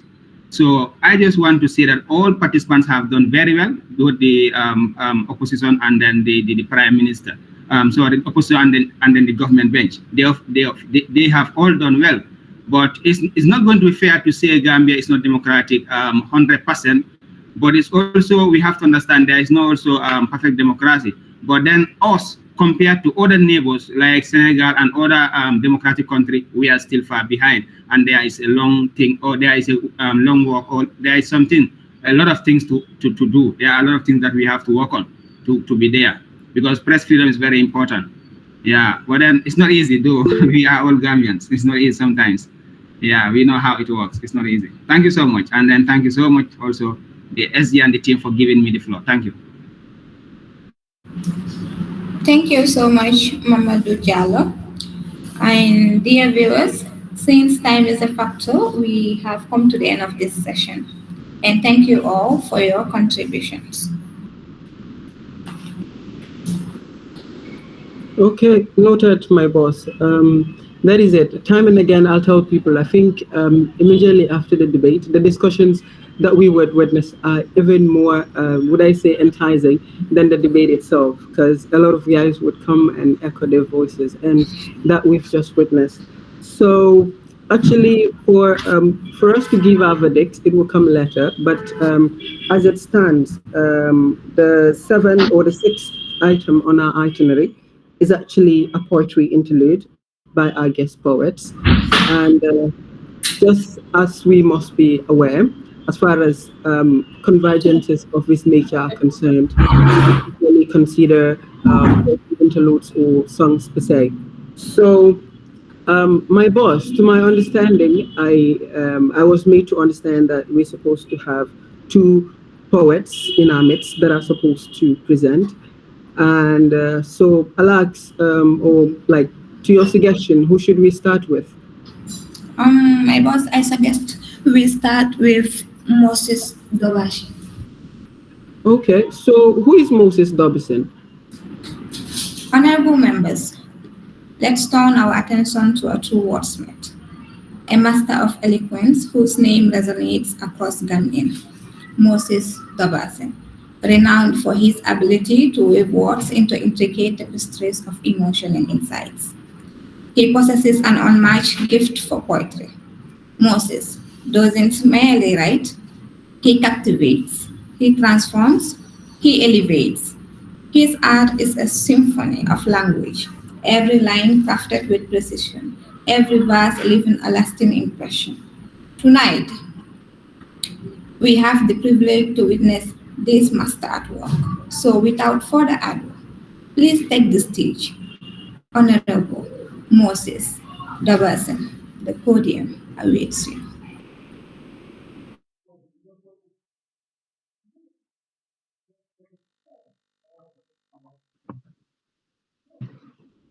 As petals unfold, stories emerge. I am Moses Owen Dubasin, and I invite you all to blossom with me in this beautiful flower, which I am about to share in my Ndamugambia piece. From birth, I was given a flower, so radiant, blooming, and forever in power, to be sensed from afar, to be cherished, loved, and spread around. Beauty shines far and wide, and its loving scent, like churai, feels the tide. Touched by its end result, indeed it's what's keeping close and tight. Guided by grandma's wisdom and tales, I learned to nurture this precious skill. For this is what we know as the smiling coast of Africa, plainly seen on the repeated white right on the flag. Coming from the smiling coast of Africa, Fujama Sante, Dore ko ci sumay mama ci mambe fi man, di sedo chofel, te deka ci jam, mo di suñu gaanaay. Santuñ ko waaye suñu maam yi ñoo ko sant ci ron benn kër nga am fa xeet mu ne lii mooy suñu ndamu Gambia. Ankira jam bul ma jam jàmma leen fi xam ma tànghal suma yaamu yuxuma aw mbaa waa too tijjee soose bi awu ko su boobaa ñu kaf boo ko reetaan suma ciiku ni ndaxte lii mooy suñu ndamu Gambia bi soose bi ne Gambia. With miles away far from kin, between fellow hearts finding another kin. For we are the Gambia, the sopante ak japante mooy suñu waree. Let's nurture this beautiful flower received from birth, for we only have each other. We can't dodge problems strike, but smooth words can heal. Disagreement to agree, our bond we reveal, our love we see. Mane, ndax du boñ ak laamiñ ñoo dëkk, waaye yena say sañu laalante te taxut ñu dawante, konte nañu dëkka di fonkante, nang na sutura siya, mata ude no bajam babe. So let's keep this flower called peace and hold it there. For in harmony is pure love and solidarity makes it whole. Ndaxte jaama lañu xam, moo wóor te moo ëppa doole. For we do not wish for peace but stand for it. Together our hearts beat a harmonious swish we gain. Nañu soppante, fonkante. Jërë leen jëf. Wow, wow. That was amazing. Thank you so much, Moses Dabasin, for sharing such a beautiful and moving piece with us. Your words have captured the essence of peace in a way that reminds us all of its profound importance. Through your poem, you have helped us see peace not just as an ideal, but as something we can each strive towards in our own life. Thank you for sharing your vision and inspiring us today. Thank you. Wow. Would I say, mashallah. That was a brilliant and a wonderful presentation from GAM-IND's own voice, Moses Dobson. Well, I don't even know what to say right now, but truth to be told, there's a reason why the Gambia is called the smiling coast of Africa. And I believe that he just highlighted, because looking at it, we would always say to give peace a chance. We should allow peace to reign. As Gambians, we're known for peace. So as such, let us, we wouldn't be devoid of debates, but let's try by all means to actually have peace in everything that we do. So as far as the piece is concerned, this masterpiece is concerned, honestly, I barely run out of words, but for this specific one, my adjectives are not functioning. But one thing that stands out for me is, for he said, for Gambia Lenjogeko, for Jama Sante Bah. That one grabbed my attention. So Moses Dabison, that was really marvelous from your end. From that, we'll move straight to, I don't know whether it's the next thing on the itinerary or the poetry, because my boss, I believe we're supposed to have a second poet. So who is the second person that is supposed to do poetry this evening or this night? The second poet on the list goes by the name Chernogay. Wow, Chernogay. I think that is a name known by most of the Gambians, but I don't know. Could you please tell us who Chernogay is? Ladies and gentlemen, brace yourselves for the arrival of a poetic force, Chernogay. Tonight, we are honored to witness the talent of a poet who doesn't just write, he captivates life's essence in every line. Cherno's words are powerful, his insights profound, and his delivery electrifying. With each verse, he will take us on a journey, unearthing emotions and painting vivid scenes with the stroke of his voice. So let's open our hearts and minds and welcome the one and only Cherno. Cherno, the floor is yours.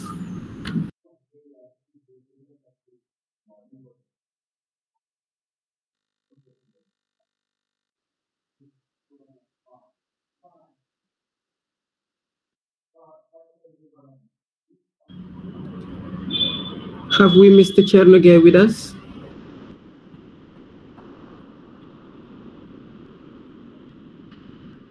The Gambia's veteran poet, Chernoge.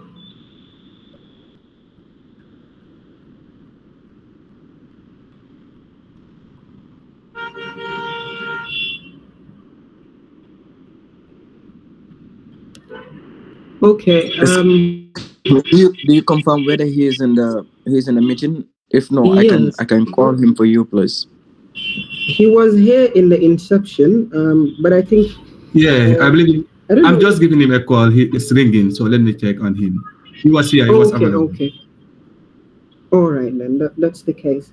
So, since time is a factor, and as we would say, time and tides wait for no man, we should start the actions now. That is to say, we move to the order items on the itinerary, while our very own Gambian poet, whom you know when you talk about Gambian poetry, especially spoken word, I mean, they're one of the guys that everybody look up to.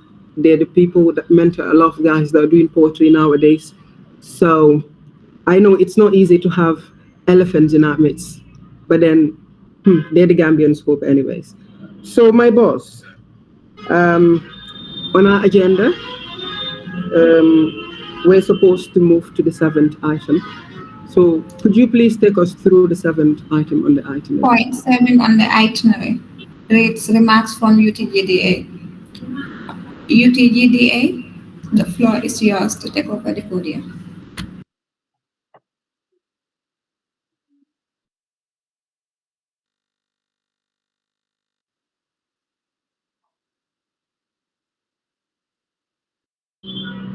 All right, my boss.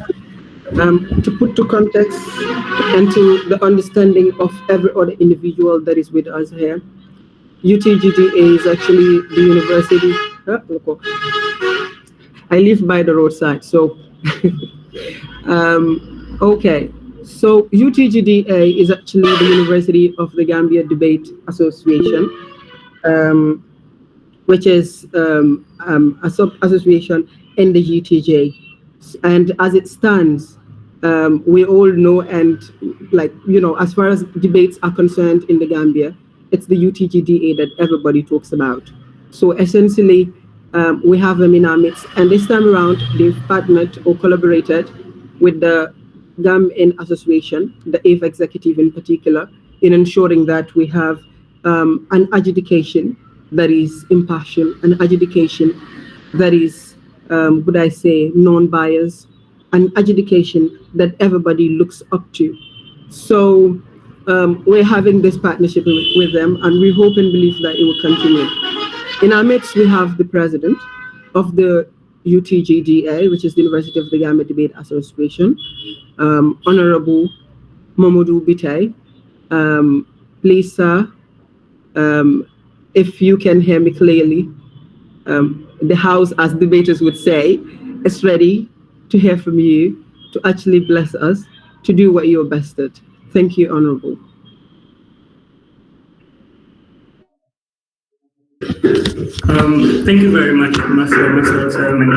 First of all, I want to confirm whether or not I am audible. All right, thank you very much, Master of Ceremony. So I must begin by saying that I'm really excited to be a part of this. It may be seen as something little, but wallahi, it's not. This is more than it seems, and being part of this personally, at a personal level, is something that I would cherish and remember for the longest of period.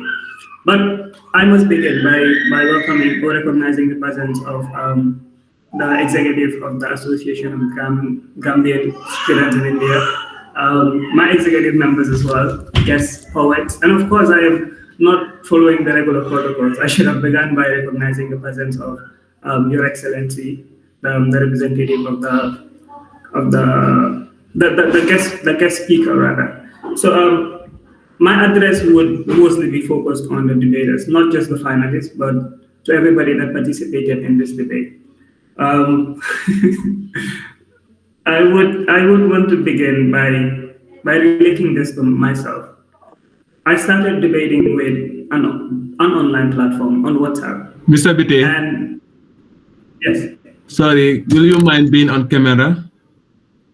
Oh no, that is. Let me position myself back. Yeah, I believe my people want to see you. You have Okay, been that is with them. for the longest period. Yeah. So I'm going to say that my deliberation would mostly be focused on the debaters, and that is everybody that has been participating in this debate competition. I would not see it as a competition, but that is what it is. And like I said, I started debating through an online platform, and that was on WhatsApp. And for most part of my development, I won't forget how I was being dealt with by veteran debaters. But that is the starting point. And you don't want to forget how everything started. Because if you remember where it all started, then you are reminded of how much you've grown and how much you're developing into what you want to become. So regardless of it being an online session, it's been absolutely amazing. And I've watched some debaters here grow and develop into very, very good debaters in relatively very, very short period of time. And I am really excited to be part of that. But it would not be fair for me to just address the debaters and not talk to the organizing team of this championship. So to the organizing team, I want to say a very big thank you and congratulations for organizing one of the most coordinated debates I have ever been a part of. Really excited to be here again. So first, let's establish the importance of debates. The guest speaker outlined that it's very important for us as young individuals to engage, to dialogue in order to provide solutions. And that is the main difference between debating and arguing. When you argue, you don't necessarily reach a consensus. But when you debate, the whole point of debating is to reach a consensus. And that is why it's important for us. And we've been talking about a lot of important issues since we started. And if these are put into consideration by the relevant authorities, I believe the Gambia will develop and advance into one of the best countries in the entire world.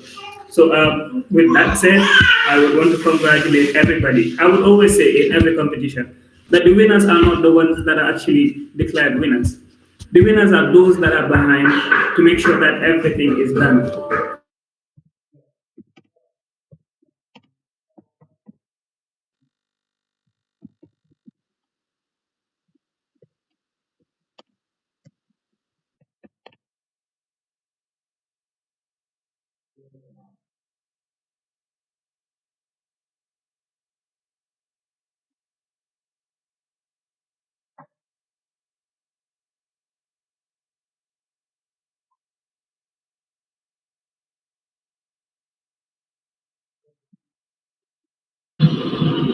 Mr. Bite, I don't know if it is the issue of network or whatsoever. Someone is saying Nawekla. Okay, I hope he joins us again. Oh, all right. It's not Comium this time. It's my laptop is running out of power. I hope I am audible again. You're audible, but if you could please increase the volume a bit, I think that will do us good. So I'm using my phone now. I believe I've said most of what it's okay. It's okay then. It's okay. You may proceed, please. Yeah. So like I said, I would say that in every competition, the winners are not those that are declared winners, but those that are behind to make sure that everything is done and properly coordinated. So for that, I would want to congratulate not just the executive, but for the entire Association of Gambians in India for making sure that they've been supportive and for joining each and every session that we've had here. And as an executive, this is what we do. This is our mandate. And whenever we're called upon, I would want to assure the GAM-IND and the students, the general student of the GAM-IND, that whenever our support is needed, we would be there to render that. So thank you very much. Thank you to the UTGDA for your thoughtful and encouraging remarks. Sadio and Marie, I believe Cherna is around now. Your support and vision are invaluable to us, and your words today have reinforced the purpose and strength of our partnership. We are grateful for the time and commitment you've dedicated to this event and for inspiring us to continue striving towards our shared goals. Thank you once again. Thank you, my boss. Just as the president put to our knowledge, we have a guest poet. But as moderators, we must thank the president of the UTGDA for coming on board to actually present as expected. We must send a heartfelt, kudos to you for being with us all the way from the start to the end. The sleepless nights, trying by all means that all logistics are put in place. So I believe one of the things that you mentioned with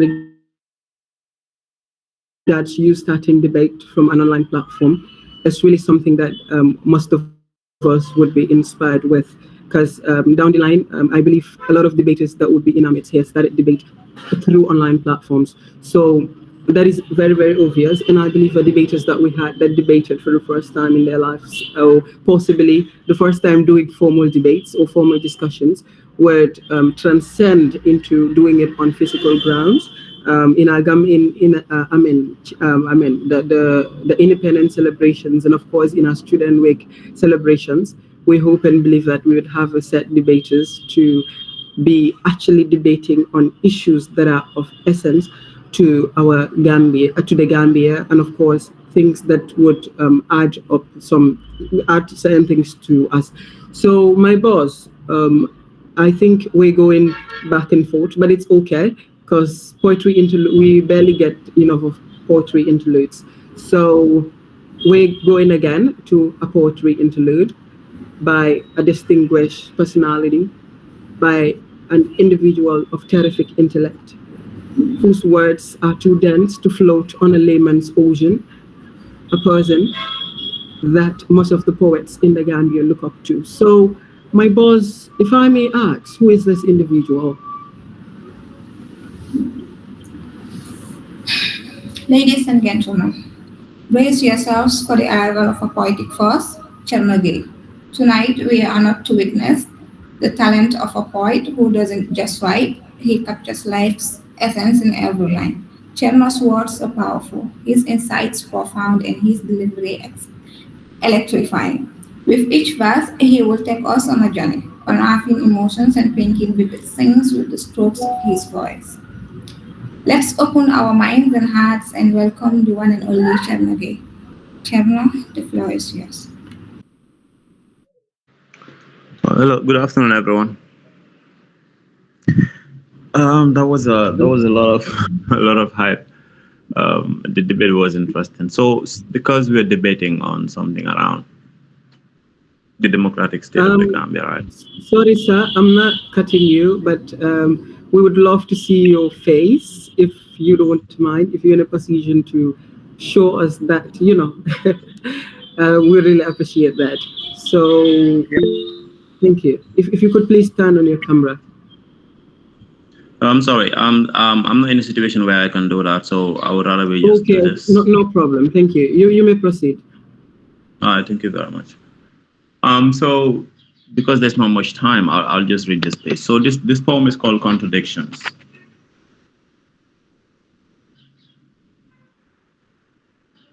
They have got papers printed for purposes. They've got policies propped up for popularity, propaganda perpetuating prolonged public paralysis, the people pairing up against one another for the promise of prosperity, their pride and prejudices propelling their propensity for conflict. This is a race for personal progress. There is no love lost between you and them. You are pawns in their games, ritual sacrifices to the true gods. They worship power that kills the truth with appropriate lies, power at whatever price, power at the expense of our lives, power that leaves us vulnerable without the strength to fight. Check. We have got homes loaded with love left to God. Children to raise in the name of God, we forgot. We teach them obedience without questions like iRobot. So they grow up physically strong but mentally weak. That's a kill shot, a death drop, a blind spot. It must stop. Check. Our people have jobs but cannot feed their families. That's a contradiction. The education system is different, but our graduates cannot develop this country. That's a contradiction. Our role models are criminals in suits and ties. That's a contradiction. The hospital is like a slaughterhouse. That's a contradiction. The police officer has been conditioned to accept corruption as a religion and spread the word of that God through bribery. That's a contradiction. The minister is a con artist. That's a contradiction. Our young people are like inexperienced gamblers betting their futures for promises made by many without futures themselves. That's a contradiction. The National Assembly is a puppet whose strings are being pulled by the mechanics of party interest. That's a contradiction. The president is allowed to be a liar. That's a major contradiction because we've got a nation to build, a population to teach, a generation to free from the mistakes we have made and the lessons we cannot propagate because the subject is forbidden. This young man is weighed down by your burdens, held down by the pillars put together to lift the few and drown the rest. This young man is hungry for a meal he cannot have because the chef knows better and age is the matter. This young man is a perpetrator of his own tragedy, because the past has taught him that when kings become killers, that's a battle he cannot win. So his only option is to run and hide and pray to God for a miracle he knows won't happen. This young man, that young man, all of you young people, you're not going to solve your problems by sitting back and hoping that someone better than you is going to do something about them. There is nobody better suited to do something for you than you. So stand up for yourself, speak for yourself, act for yourself. And when time or circumstances call for it, fight for yourself, because the phrase has never been youth empowerment. It is youth empower. Man, thank you very much.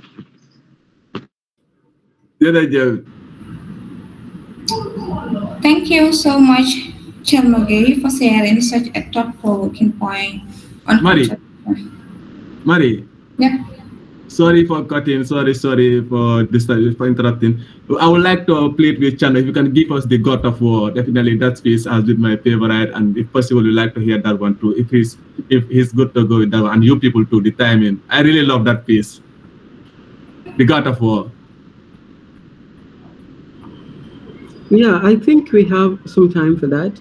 If Cherno is available, I believe he could also, like, I don't just get enough of his pieces, so no wahala, you can just go on board to recite that, the God of War.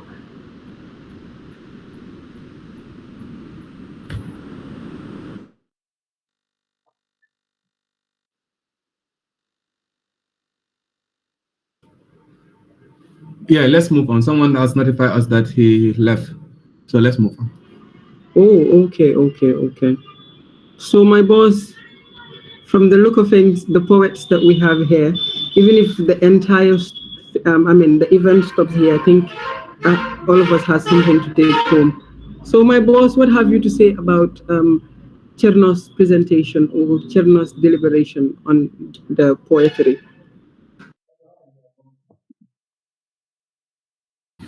Well, my boss, his words were well insightful and were given deep meanings and all of that.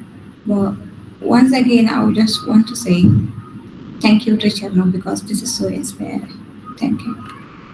Very well, indeed inspiring, because the title that he had given the piece is actually a very global topic. It's a topic that literally everyone would want to dilate on, which is God.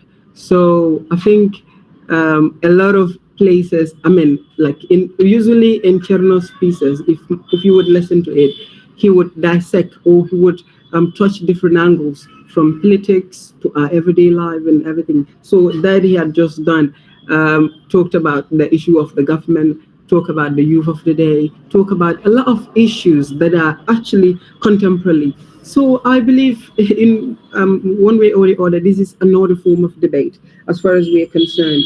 So, but then I love that aspect of the power and where he would say that's a contradiction. I love it, Cherno. We're really inspired. When we talk about spoken word in the Gambia, you're one of the few guys to rush to when it comes to mentorship, when it comes to knowing words. I mean, would we say manipulation in poetry? But Cherno is really a doyen that every Gambian look up to as far as spoken word or as far as poetry is concerned. Thank you, Honorable, for honoring our invitation. Indeed, you are gay Njoro. Thank you. So, my boss, from the look of things, the eighth item we have on the itinerary is supposed to be, I think, the announcement of results. But if the adjudication team is set, they could put us to picture. But then, my boss, while they're accumulating the results, what do you think we are supposed to do? Should we go back to the issue of people giving their verdicts? Because there were several hands that were raised, but since we moved, they lowered their hands. But then the judges, if anything, you please get us alerted. My boss, are we going? So on the LSD. Okay. Yes, so I just wanted to indicate. I wanted to indicate that we are done, but again, everything is in your hands. If we were to go back to getting the reflections of the people, I'd be more than glad to hear. Because personally, that is my own personal favorite. But if we want to get on to the announcement of the results, also very fine. So I just wanted to indicate that we were done, and back to you. And with your discussion, we go with whatever you decide. Okay. Mr. President? Yeah, I was saying also, before the announcement of the results, we have the awards that we wanted to present. So after that after announcement of results, we just have closing remark and then we move on. Yeah. Like a sip of some itinerary. Yeah, but Bite was also insinuating that he loved the aspect of people coming up with their opinions. So I'll suggest if we can have, even if it's going to be 5 or 10 minutes, for the different individuals to... So there is already 7 here. We have to consider time also. Maybe we can take only 2 individuals. But see, this hand was up, maybe another one, then we move on. But time also is our biggest... Yeah, that's what I'm saying. We will just accept maybe 2 or for 5 minutes, something like that. But then my boss, who is on the queue for now? We have Khadija too.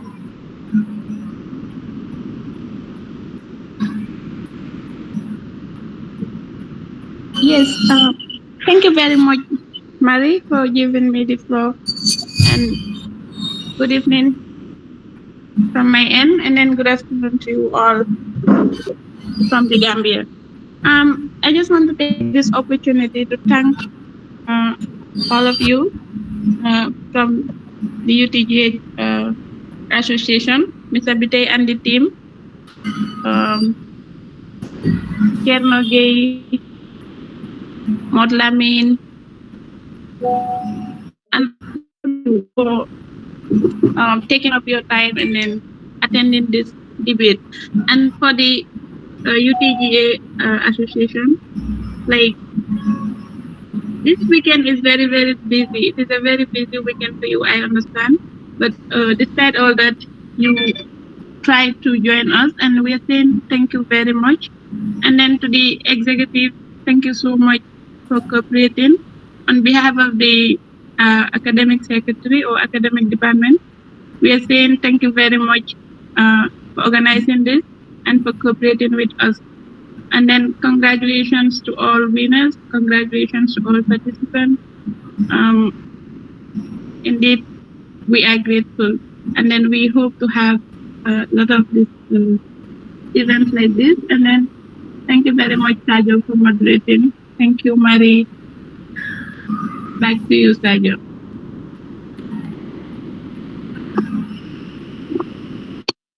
Thank you so much, Khadija too. And the next person on the queue is Pasadi Jame. Good morning to you all from the United States. I'm definitely mesmerized once again to be present here. First of all, I would love to send special thanks and greetings to the Executive Council of GAM India in collaboration with University of the Gambia Debate Association. This wonderful, the wonderful moderators. I'm definitely glad you guys have the best moderating skill so far. So I'm definitely glad. Please keep it up. This is a life-changing opportunity. Today I may not possibly be giving analysis, but it will be more of giving vote of thanks. Mr. Muzatamba, thank you so much. And then for the debaters, you guys did definitely justice to the topic. Debating is one of the most difficult things you will ever encounter. More especially if you are trying to talk to people and then you are trying to convince people, it's one of the most difficult things that you could ever encounter. So leaving your comfort zone, coming up to here, trying to convince over 70 people was a very big reward and congratulations to you all. You all did justice. We all know that learning itself just cannot be happening in the four corners of the classroom. So having debate definitely equip us as the citizens for us to be able to know the peculiar issues that are happening in our country. So you guys are indirectly or directly educating us no matter what happened. I'm definitely glad. On a final conclusion, please never leave debating. Debate is a life-changing opportunity. If you are good in debate, you are wonderful in public speaking because debate is much more difficult in public speaking. So please never relent. Don't just take this as an opportunity just to be present here, but please use it as a life-changing opportunity. Never stop debating. You're gonna need it. Sorry. So that's all I have to say for today. And then thank you all.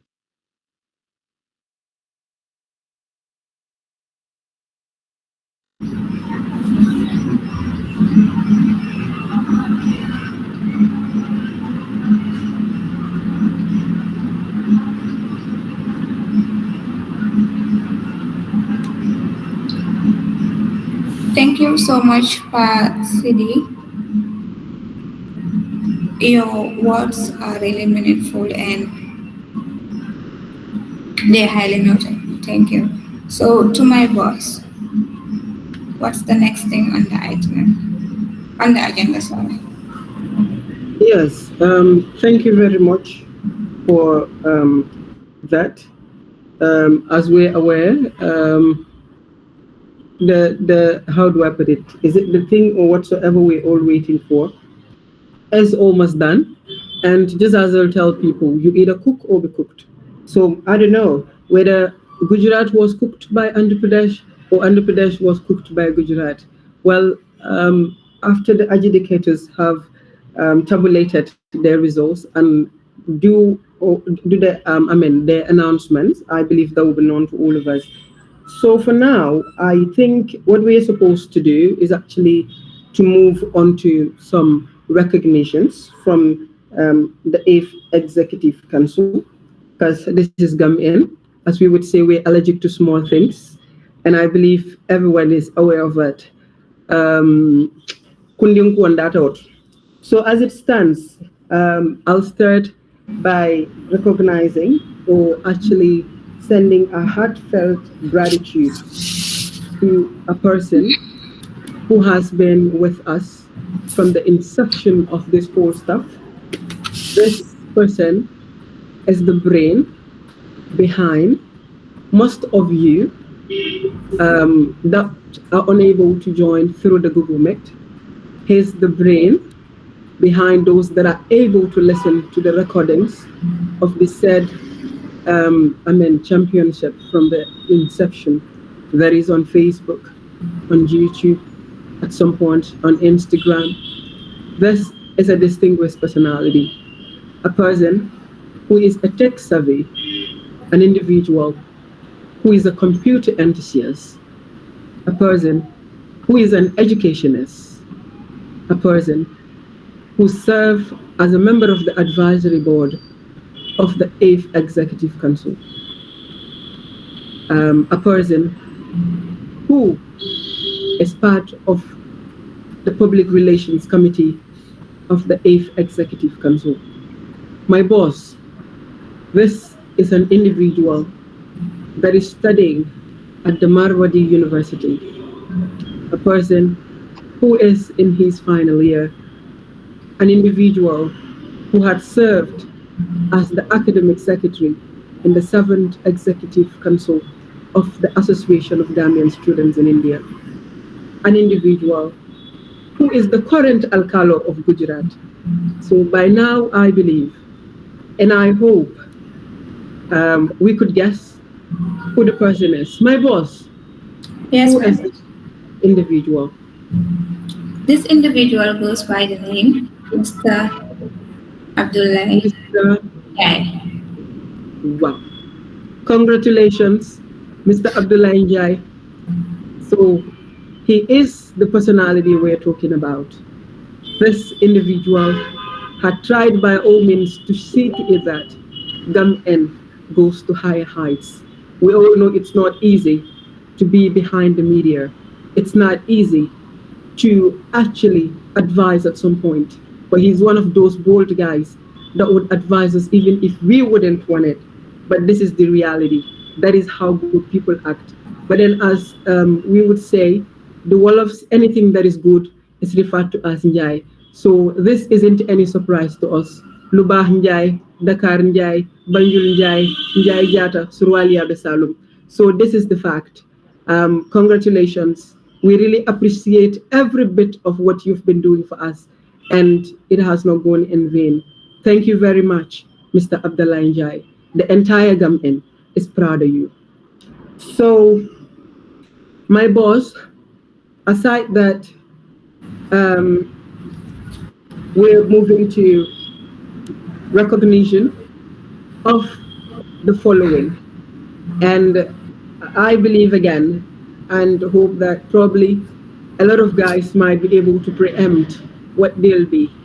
But to start with, we'll start with the best supporters from each state. So the first state we're starting with is actually the state of Haryana. So my boss, who is the best supporter from the state of Haryana? Haryana? Or would we say Haryala? Haryana. Okay. In Haryana, the best supporter goes to Mamadou Lamin Fatih. Awesome. It isn't any surprise. Fatih Haidara from the state of Haryana. As we're all aware, Mr. Fatih has always been with us from the inception of his whole stuff. He had tried by all means to give in his contributions. In fact, there were times that his phone wouldn't function or network at some point and would have to connect through Kumba's phone or some of the guys in Haryana. And as such, I believe every other individual that has been attending these debates knew very well that this recognition is not just cherry-picked. It is a deserving one. So congratulations, Mr. Fatih, for being the best supporter from the state of Haryana. Hey boys, which state are we moving to? Andhra Pradesh.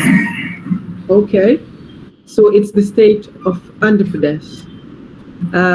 Who do you think, based on the, I don't know how to put this whole stuff, but who is the best supporter from the state of Andhra Pradesh? The best supporter in this state is Kamara Yille, Kamara Findambele Koto. As they would say, Foroji and the Jama Wadala Manso, Foroji and the Babu Wadala Mansoji and the Jama Wadala. It isn't any surprise for us. Tida has always been instrumental. She has always been supportive to the state of Andhra Pradesh. She has always been available, even if Andhra Pradesh is not debating. So that goes down to telling us that the executive and, of course, every other member that we're observing, the individuals knew this isn't also cherry-picked. It is really a deserving one. Congratulations, Tida, for doing what you best at. Let us keep GAM-IND as expected. From the comment of Jenaba Mbenga, she said, our loyal supporter. Indeed, I love those chats from the comment, the chat box, where the Andhra Pradesh people are giving in their comments with regards that well-deserved one from Tida. Congratulations. And now give peace a chance at some point. So my boss, which state are we moving to? The next state here is Maharashtra. In the city of Maharashtra, or in the state of Maharashtra, for those that wouldn't know India that much, it is the state that entailed Mumbai.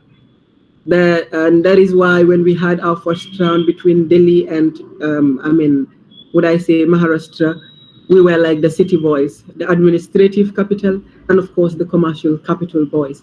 So they did what they best did.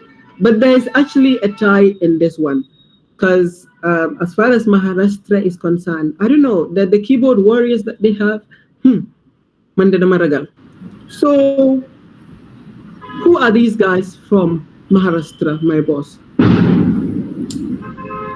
These guys are Abdullahi Bao and Sankun Tarawale. Awesome. So Abdullahi Bao and of course Sankun Tarawale are the best supporters from the state of Maharashtra.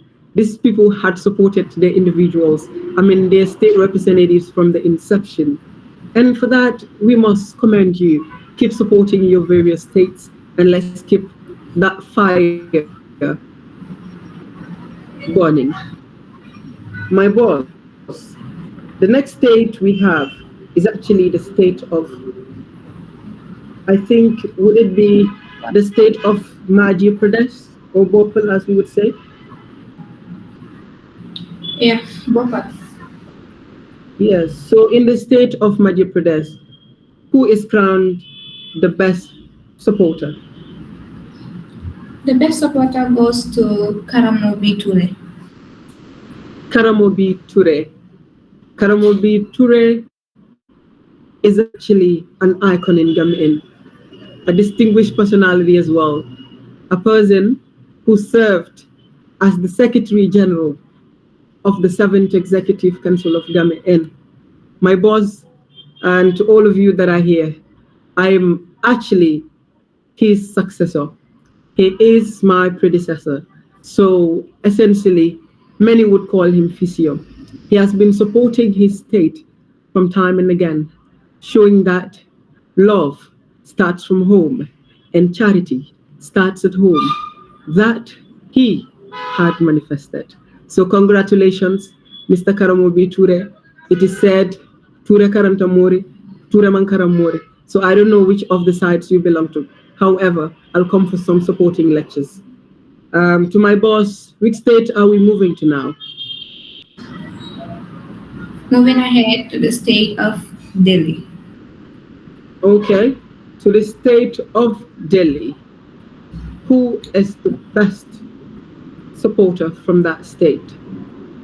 The best supporter in Delhi state goes to Ibrahim Y.S. Jam.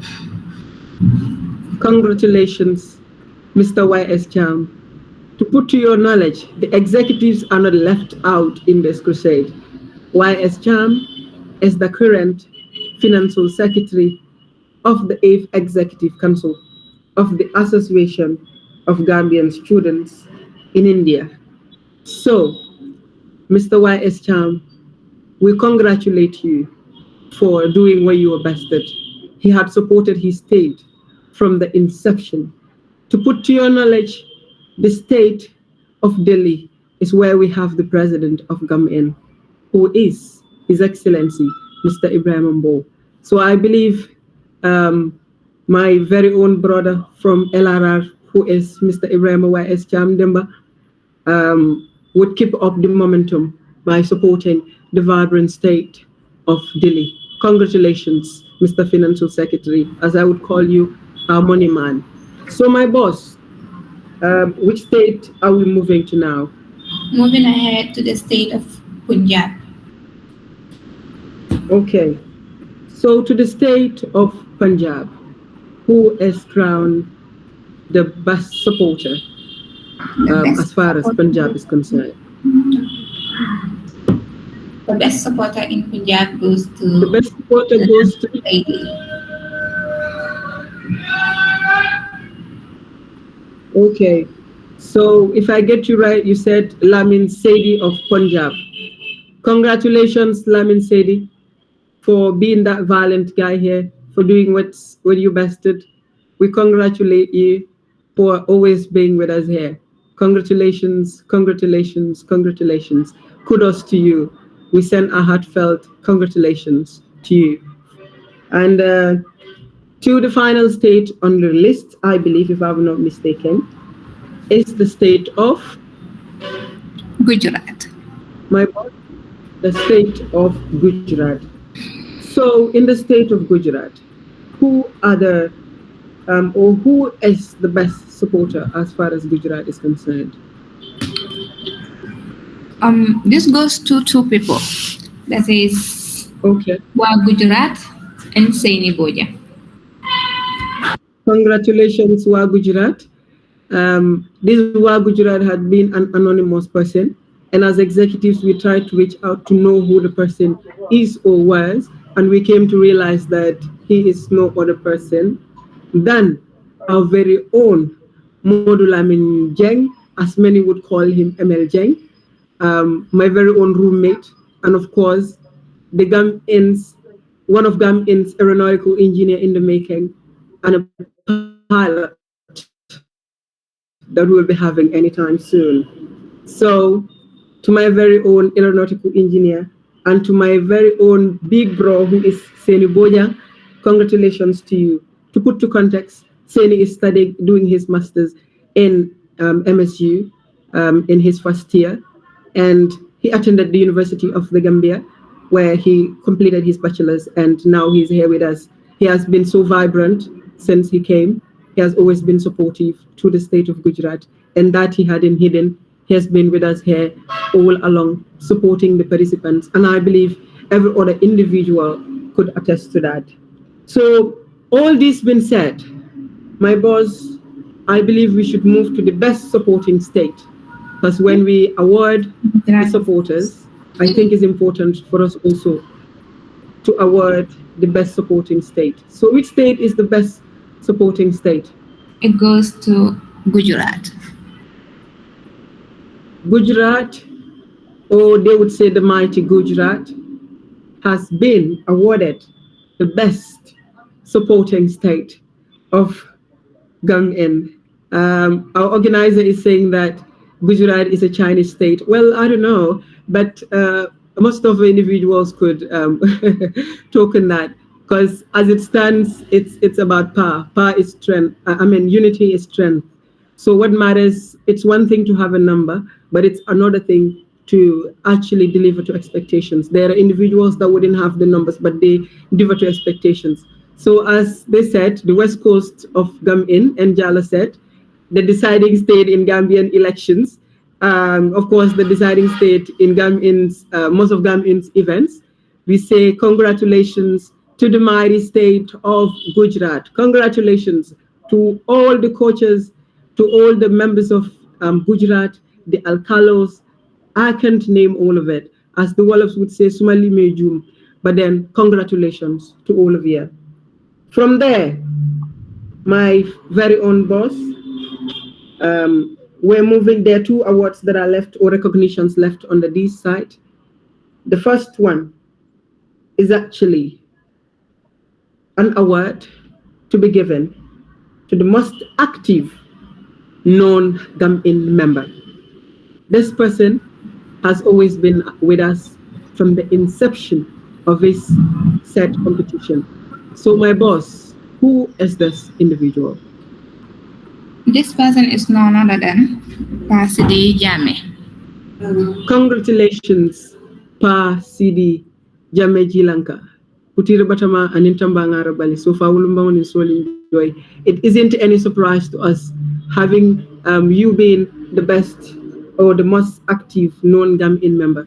You've been here from the start of the debate, and you've always done what you're best at.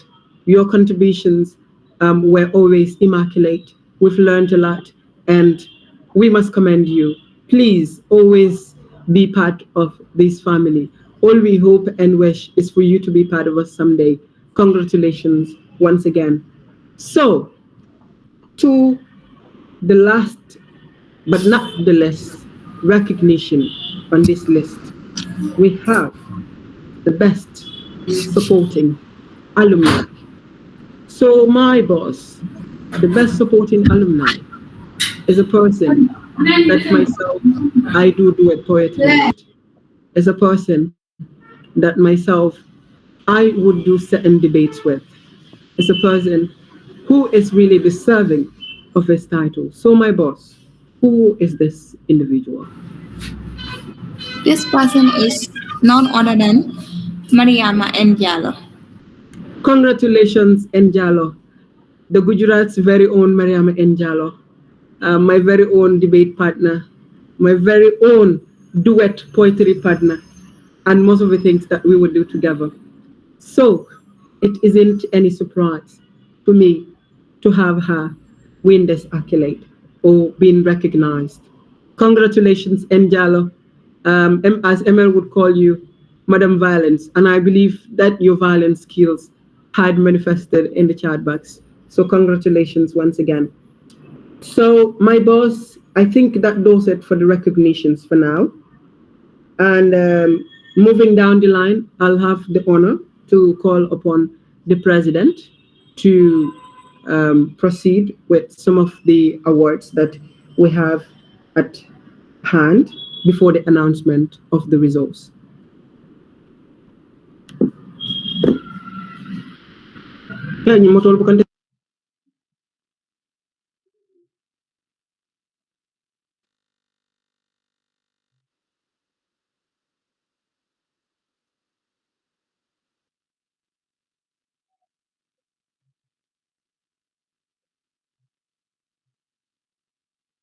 Sorry, am I audible now?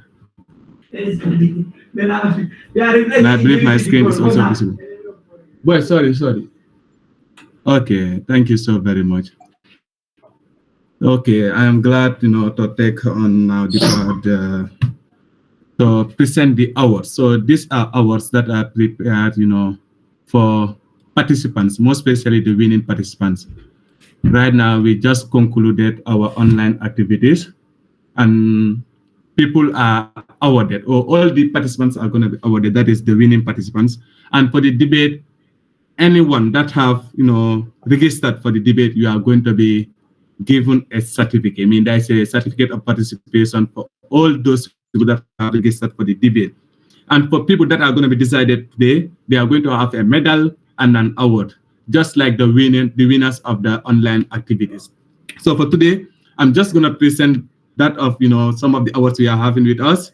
And then, and then also I would like to encourage people to participate on our activities. Sometimes you see that participation is lacking, but just know that anytime the opportunities, whenever opportunities are presented or given to you, please, let's make best use of it. Let's participate to the max, and inshallah, GAM-IND will go forward. So let's move with the awardings. So the first awards, what happened? Okay, the first award we are having here will go to UTG DA. So this is an award of appreciation, for their job well done since the beginning. We have been working with them to organize this debate, and they have been sacrificing their time, resources to ensure that everything goes as planned. So this award is for UTG DA, and inshallah it will be presented to them. I don't know how it's going to be, whether it's sooner or later, but it will be presented to them, physically. So that is the first award, So moving forward, we'll have award for the online activities, and the first one there is given to Mr. Omar Sen, winner of the GAM-IND Push-Up Championship 2024. Congratulations, Omar, for being the winner of the GAM-IND Push-Up Championship.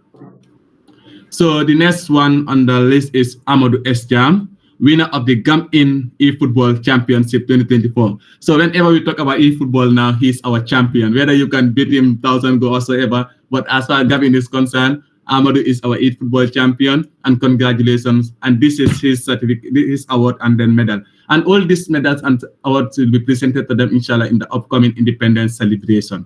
Moving forward, we have Lamin MS Diba, the man who mastered chess. Actually, it was so fun, watching him playing chess with others. Definitely, it was so fun.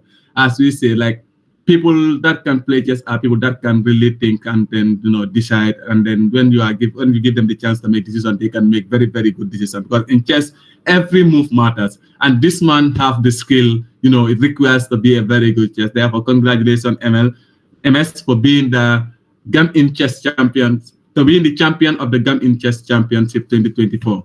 Now, moving to the next person on the online activities is no other person but your president, Mr. Ibrahim Ambo, winner of the GAM-IND Ludo Championship. So as you can see, executives also were not left out in participation of these online activities. So activities are meant for GAM-IND members. So let us always try to participate. And our participation, will go a long way in ensuring that the association, is serving its value. So congratulations, Mr. Ambo, for winning the GAM-IND Ludo Championship 2024. So medal for all winners, as lamented. But right now, most of the things are not decided, most especially for the debaters.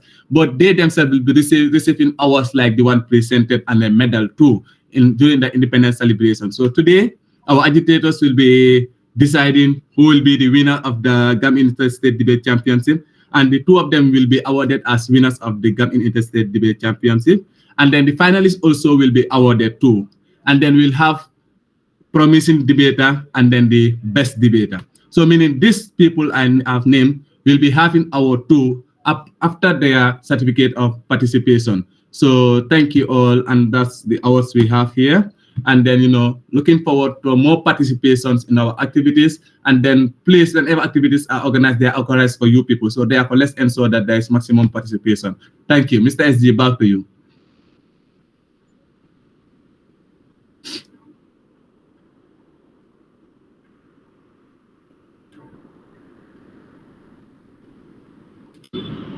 Thank you very much, Mr. President.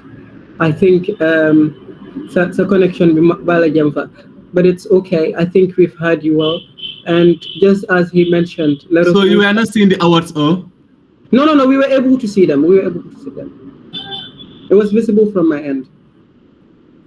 So, yeah, so as it stands, the Madam VP, don't laugh at me. Okay, so as it stands, just as the president mentioned, we would encourage all of you to be participating in our events, especially these online events, because as far as GAM-IND is concerned, we don't only have the online debate championship. While the online debate championship was ongoing, we were also having the side of the online activities like the chess, the e-football, the leader, and a whole host of activities.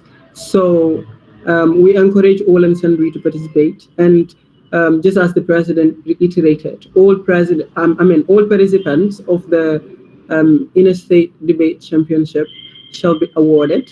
They'll be certified per se, and this would officially be done in our independence celebration on the 18th of February 2025, inshallah.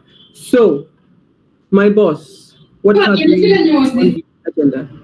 You people stop sending these laughing emojis like these Indians with their people stuff. I think I'll have to relocate. Okay, thank you, my boss, and thank you to Mr. President. Indeed, it was a wonderful presentation of the awards. And moving ahead, before the announcement of the results, I would like to take a moment to acknowledge the incredible efforts of everyone involved. Today has been a testament to the dedication, talent, and passion of each participant. You have all demonstrated hard work, resilience, and a commitment to excellence, which are achieved in themselves.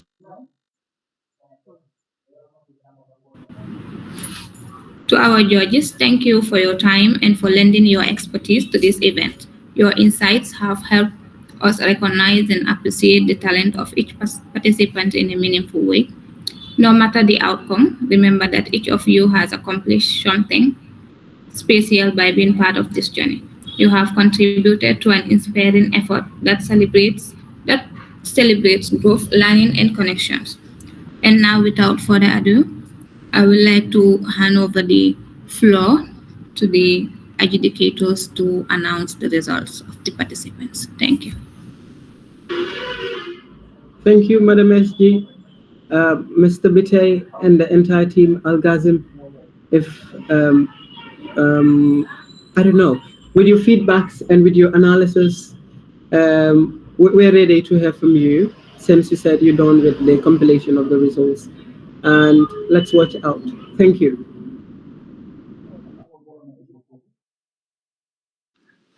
Thank you very much, Honorable SG and Deputy, for those remarks. And thank you very much, Mr. President, for the presentation of that award.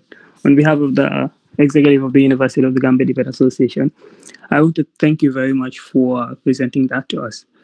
So, I don't know, I think I'm getting used to feedbacks. It's getting exciting. It's becoming exciting now. It used to be very, very nervy, because I'd always fear that after I am done with giving feedbacks, I may get attacked and beaten by somebody for being too direct. But I guess I'm getting used to it now.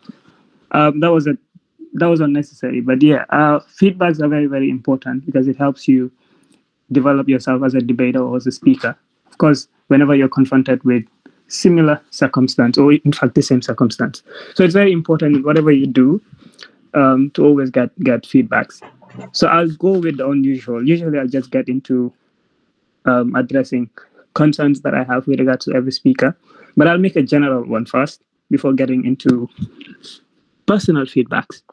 So the motion is, I have a personal interest in the motion, because it's very, very important. And this is something that we discuss here every day. When you're in the Gambia, or if you're tuned in on any radio station in the morning, everybody will be talking about the Gambia's democratic state. Everybody is talking about it. Everybody wants to have an opinion about this. But as students, it is important for us as well to sound our opinions, because as people would always say, the constructivism is what makes us different is what makes our arguments different from each and every argument that is out there. So it's important for us to talk about this and also register our concerns as far as this is concerned. So first, I'll start by saying that, so when we talk about democracy, there are a lot of things that are involved in democracy. Usually, whenever somebody talks about democracy, Athene would be referenced. But there's no definition of democracy, or there's no agreed upon definition of democracy. And this is because even Athenian democracy is the most confusing democracy as far as I'm concerned in the world. Because within the Athenian democratic setup, they had slaves there.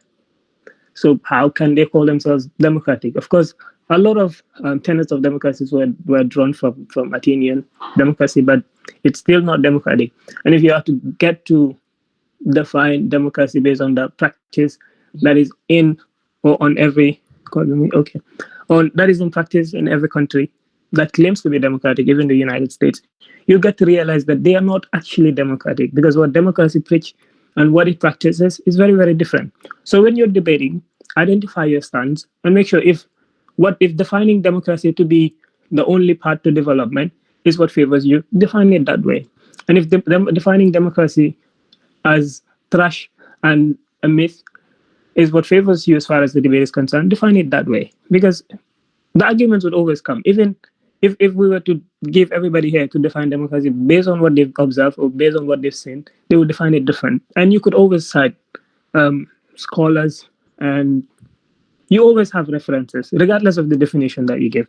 So, but when you talk about democracy, there are certain things that you must talk about. You talk about democracy, you talk about election, you talk about transparency, you talk about the press freedom, you talk about rule of law, which is primarily focused on the supremacy of the law, the equality before the law, the respect and protection of fundamental human rights. These are the things that you want to talk about. If regardless of the side that you're on, I believe these are things that could have come on. So as I say, I am just saying these are reflections of my own perception of what the debate was all about, right? And they don't count against anyone. So when we want to talk about the government of the Gambia, right? The current government of the Gambia, I would be more detailed about when I get into the feedbacks. So if you want to talk about the current government being democratic or undemocratic, you want to reference the previous government. I was going to say previous council because I am so used to referencing councils. the previous government was not democratic according to global standards, right? But there were some tenets of democracy. So if you want to compare the current and the previous government, just indicate that even that you're referencing, because there were tenets of democracy, key tenets of democracy that were in place during Jammeh's time. So does that mean that Jammeh is democratic? So bring these things. But if you just want to make an open comparison, it would not be very direct. Your points might not hit really directly. And as I said, I would get into the direct reflection of this. So I believe that is all with analysis of the motion. Now to the personal feedbacks, and I'll start with the Prime Minister. So the Prime Minister gave a structure, defined the key terms, and referenced that all of these definitions were coming from the Oxford Dictionary, which is very, very fine. The points that the Prime Minister gave were very legit as well. Press freedom, as I mentioned, very important as far as this is concerned. Suppression of protesters, the limited political competition, which is these are all very, very true, and they're very relevant as far as the motion is concerned. So if I were you, again, this is not about me. It's just a personal statement that you can improve on. So when you're debating, you want to make life very, very difficult for those that are opposing you. And the only way you can do that is by making this motion about you. Sorry, not by you personally, but confine it as make it as squeeze as possible. Squeeze it as much as you can.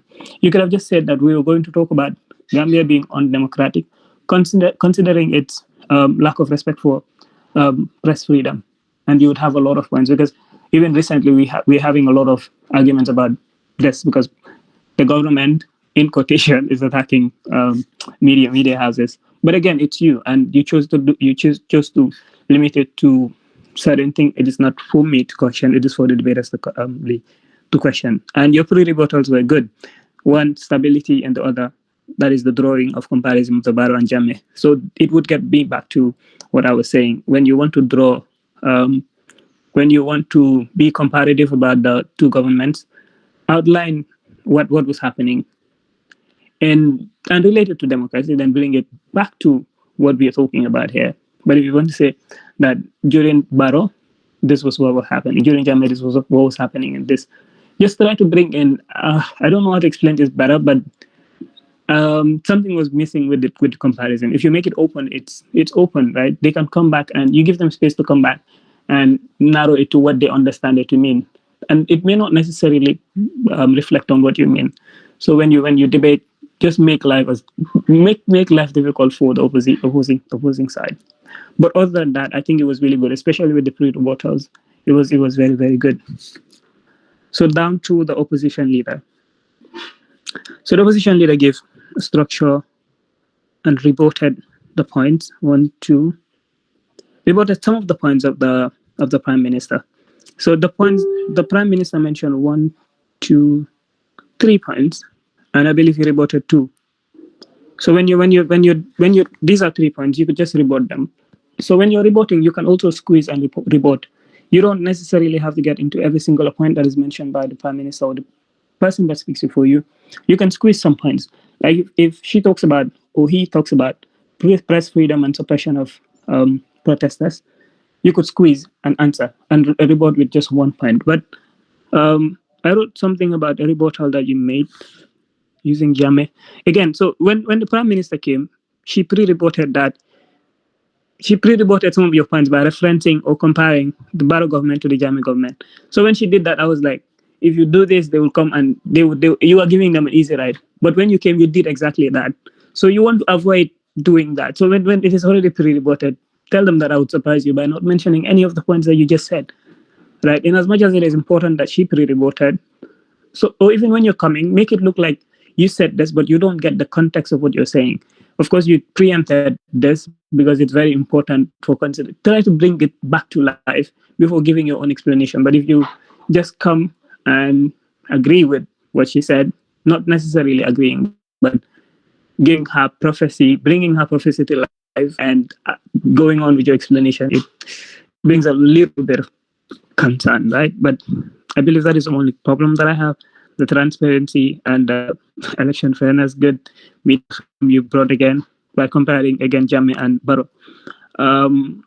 so other than that, it was really good. But another thing, so you allowed the POI, the one asking the POI, you gave her so much time to explain what her question or his question actually is. So POI is just 15 seconds. If they want to take more than 15 seconds, you don't have time.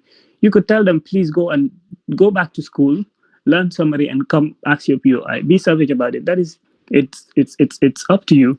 But you don't allow them to take like 1 minute of your time. This is online, and we may not be able to interject as judges.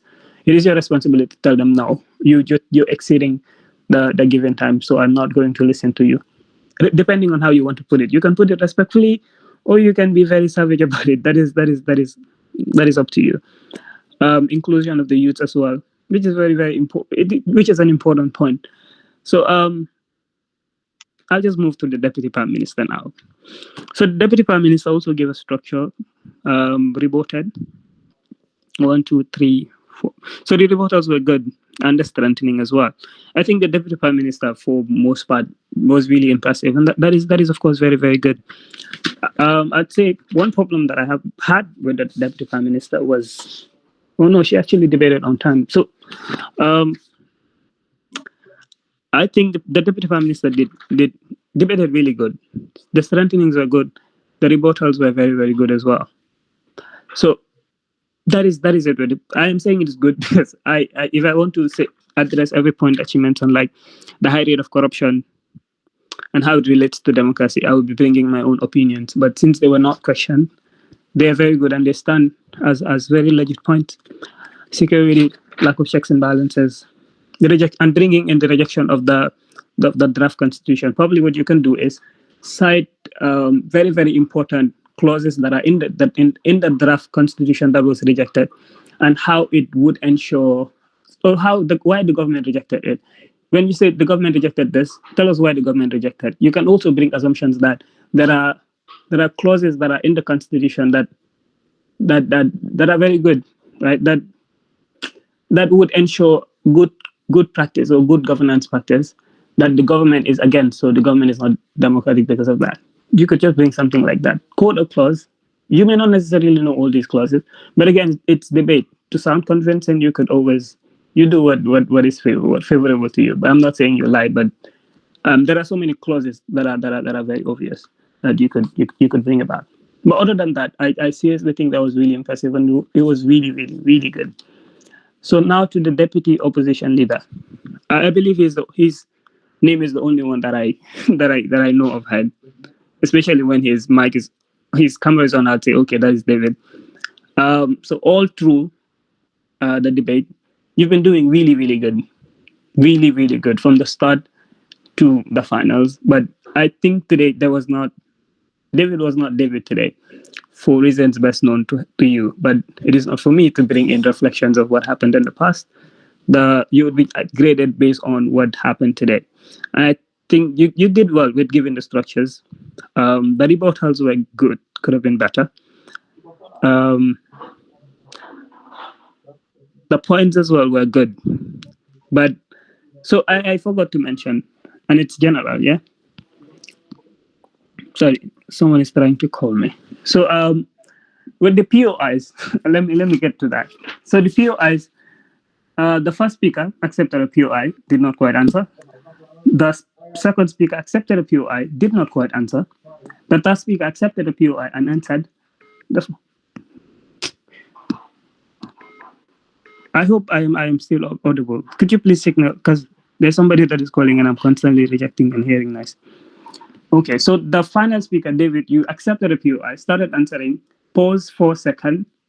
I gave the indication that you were continuing, and I think you remembered something and you were getting to answer. So I personally did not grade you for the entire marks for the POI because I feel it was not really answered. So yes, the POI was not really answered. And POI is very, very important. Somebody indicated during the reflection that most speakers here did not accept POI, or they accepted but did not quite answer the POI. So POIs are very important. And in the debate, even a single point can cost you a lot. So when you're debating, you don't want to miss out on some of these points.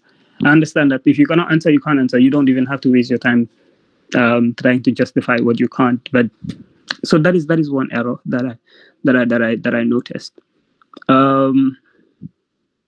So other than that, I think that is all from me. I don't know if Al-Qasim is here to give his own reflections. Al-Qasim, are you here? If Al-Qasim is not, then I would proceed with the announcement of the results.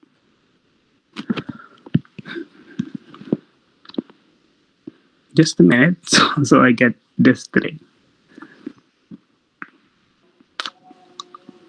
Okay. So, contrary to what we've been doing,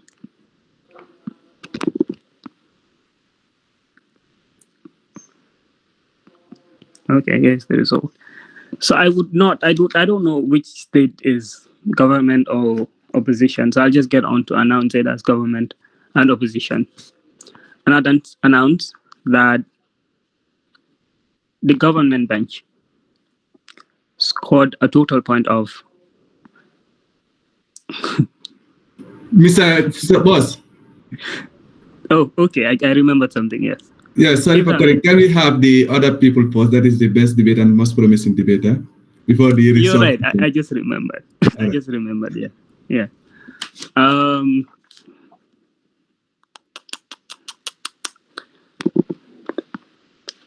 Al-Qasim is gone, Harama said.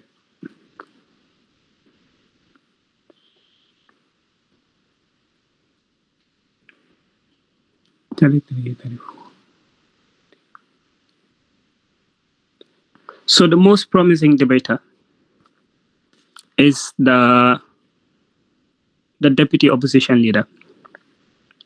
So deputy opposition leader is the most promising debater. That's David, right? David Jiba, right? Yes, it's David. Thank you, David. Congrats, David. And the best debater. The best debater for this championship is the Deputy Prime Minister. So Deputy Prime Minister is the best debater. I don't know her name. Fatoumata Faye, that's Fatou Faye. Congratulations, Fatou Faye. Right. Okay, so can I get on to the announcement of the results?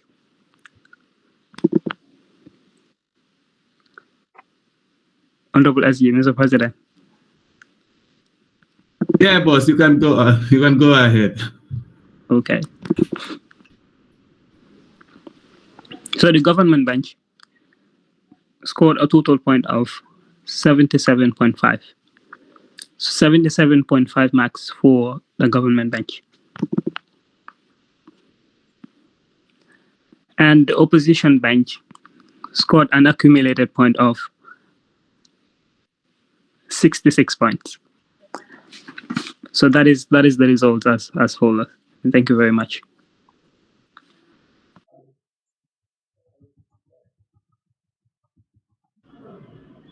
Thank you very much. Thank you very much. Here, Jaku. Sorry. Can my assistant please take over? Because I don't even know. Like, you and Mari, do so you complete our debate day. Mari, what's a guy you know pay? Yeah, let's go, please. Okay, so congratulations to the winning state, and of course to the finalists. This debate was really a very enticing one, a very thrilling one. We had the mighty vibrant or the mighty state of Gujarat being represented by formidable forces who were Fatou Faye and of course Fatoumata Fadera. On the other side, the state of Andhra Pradesh made a balance in gender by coming up with Olimotobi Mane and of course David S. Jiba. And I'll start to say congratulations to David S. Jiba, my very own little bro. My trainings hadn't gone in vain. Congratulations for being awarded GAM-IND's Promising Debater. It isn't any surprise. From the start, you have always been promising. From one debate to another, the improvements were just immaculate. So congratulations to you, and I'll advise for you to keep on debating. aside that, I'll congratulate the best debater. And to put to the context of every GAM-IND member and everybody that is with us, Kumba Esba has been the debate champion or GAM-IND's best debater from last year. So today, would I say my daughter being the best debater is nullified or whatsoever? But then GAM-IND has gotten a new champion, and I believe she would come on board to congratulate her successor at some time. And on that regard, we congratulate the winning state, which is the state of Gujarat. Just as we said in the start, Gujarat were part of last year's finalists, but could not withstand the forces of Haryana. But this time around, they came and proved themselves stronger, winning the finale of the second edition of the online Interstate Debate Championship of GAM-IND. And as well, Andhra Pradesh that were actually semi-finalists last year, they came this year stronger, all the way to the finale. So next year, let's see, because last year's last year's winners could not proceed to this year's finale. So the way I'm seeing the trend, we hope and believe that Gujarat is able to come back to back, would we say hat-trick in football, or consecutively 3 times next year. So to Andhra, better luck to you. As we would say, in every competition, there's a winner and a loser. But as far as this one is concerned, I don't think there's any loser. Because based on the debates and what everybody had done, it shows that every other individual really knows what matters and they've done what is expected of them. So essentially, both teams debated, and the motive is let us keep debating, for it is only in debates that we shall be had. Congratulations, congratulations, congratulations to all of you. So now I'll move back to the president again to make some presentations to the best debater and the most promising debater, and as well congratulate the winning state. From there, my boss would come in to tell us what's next on the agenda, and of course, congratulate the participants. Thank you, Mr. President. Yeah, thank you so very much. Thank you, Sajo, and thank you everyone, and congratulations to Gujarat, for being the champions of the second edition of the Gambian Interstate Debate Championship. Definitely, it has been so interesting, and congratulations to you all. This is what it takes, it's just a teamwork. And then also to Andhra Pradesh, and definitely like looking at things also, I believe, like all GAM-IND members there, that, sometimes it's not that I cannot do it. We can all do it. We can all do it. I believe all these states that we are struggling to get, representative. It's not that people cannot do it, but sometimes it's the fear. And look at it. They all make it to the final. So to all of you there, know that you can do it. You can do it. It's just a matter of giving a try. It's just a matter of giving a try. You can all do it. Definitely. I'm so, amazed, man, by these people. And they were so like, no, it won't, and at the end of the day, they end up doing it and even making it to the final. I know what I'm talking about. So for their awards, as I promised earlier, it will be made, because of those awards cannot be made without knowing who are the actual winners. So that's why we cannot print the certificates, but the frame is already available. So it's a matter of printing the certificate. And after that also, all the awards or the certificate will be signed by the ambassador, and they'll be framed, and the presentation will be done during the independence celebration, inshallah. So congratulations to all. So Sajo, back to you. And to participants also, congratulations. You are all winners. You are all winners. There is no loser here. It's the self-growth that matters. Definitely. Thank you so very much. Sajo, back to you.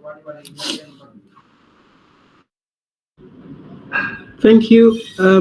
My very own boss, what have you to say? Then we'll move to the next itinerary on the agenda, because it's getting late here. It's almost 8 p.m. and we're almost nearing every bit of it. Okay, thank you, my boss. And I would like to say congratulations to all participants for your engagement and dedication in today's debate. Your well-prepared arguments, truthful responses, and respect for one another have made this event a success. Each of you contributed to a lively and insightful discussion, and your hard work and enthusiasm were truly inspiring. Regardless of the outcome, you should all be proud of your performances. Thank you once again for your participation and commitment. And a big congratulations to the mighty state of Gujarat. Thank you very much, my boss. And I think that does it for the day or for the night. But before that, we are actually supposed to have the VP, which is the Vice President of the AVE Executive Council, to give her remarks. Madam Senabu Sanyang, if you're with us, we're ready for your remarks. And afterwards, we can have a victory celebration.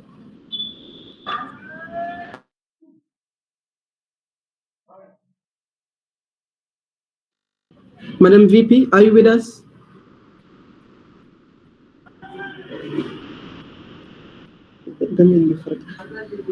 Madam VP? Yes, she is with us, I believe. She is with us here. Maybe she's just trying to fix things. Yes, boss, I'm here. Okay, thank you very much, my boss. Okay, so greetings everyone. On behalf of the 8th Executive Council, particularly the academic department, I will like to extend my heartfelt thanks to the UTG Debate Association, particularly Mr. Momodu Bite and Mr. Algazimba. They have been with us throughout this journey of the debate, and since we reached out to them, they have always been cooperative. So thank you guys so much for their generous commitment of time and resources throughout this event. Your support has been invaluable, and this interstate debate would not have been a success without you guys. So we will also extend our sincere gratitude to His Excellency, Mr. Fati, for joining us today. Despite the fact we reached out to him late, he managed to join us here today. Your presence is greatly appreciated. To our esteemed invited guests, our poets, thank you for gracing these events with your presence and making it more vibrant and memorable. So, to all participants from the group stage to the finals, we commend your hard work, enthusiasm, and dedication. Thank you for your remarkable contribution. Lastly, a special thanks to you, to our GAM-IND family. Your unwavering support has been a source of strength and motivation, and we are truly grateful. Thank you all for making this a success, and see you all next year. Thank you.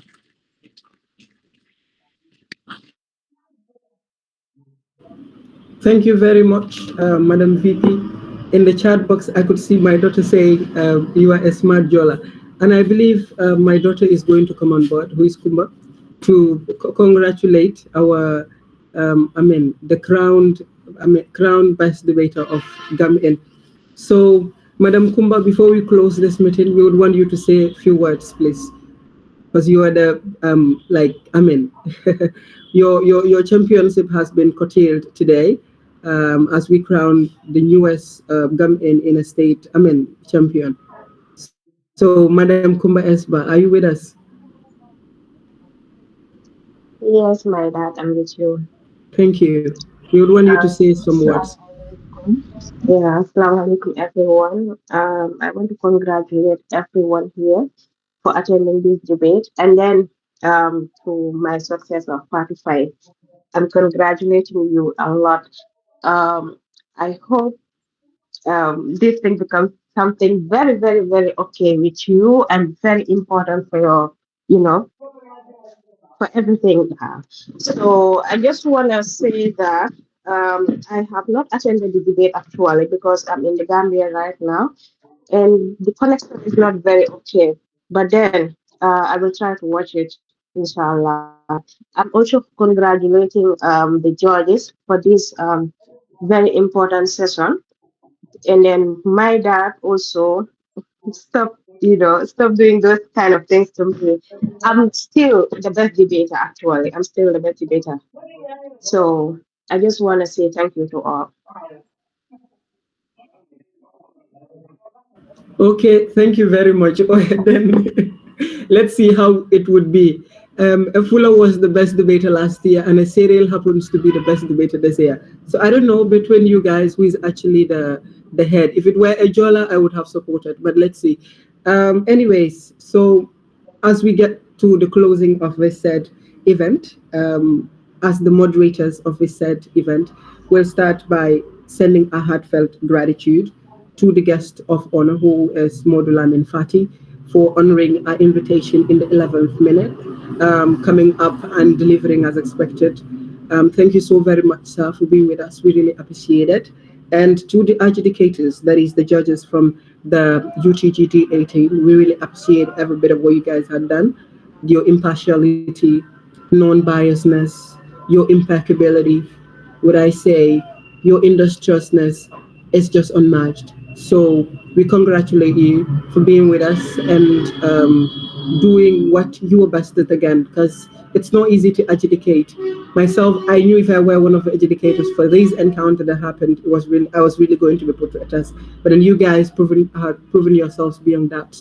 You had proven dividends that you could do it, and you've done it.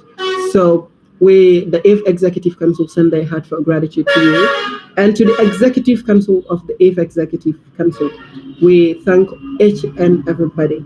Under the dynamic leadership of His Excellency, the President, we would say congratulations to all of you, especially to the academic department, in the persons of my very own mom, who is Khadija Tujalo, and Abdul Karim Sise, who had been coordinating this whole stuff. So we believe this is actually a privilege for the secretarial department and not an honor, because there are a lot of guys that could have done it. But then the fact that you guys had giving us that privilege, it means you confide in us, you trust us. And for that, we thank you for that. And aside that, also to the poets, thank you so very much, Chernagay, and of course, Moses Dabison, for being with us, for giving a poetry performance that is so intriguing. And a lot of us had learned a lot. So, to the debaters, the winning states, and the finalists, congratulations to all of you. To those that participated from the start, congratulations. And to put to the knowledge of all of you, most of the debaters that debated are first-time debaters. These finalists, most of them are first-time debaters. So, let's keep debating, for only in debates we shall be had. So, as the Secretary General of the AIF Executive Council of GAM-IND, I declare this meeting closed with a victory celebration. Thank you.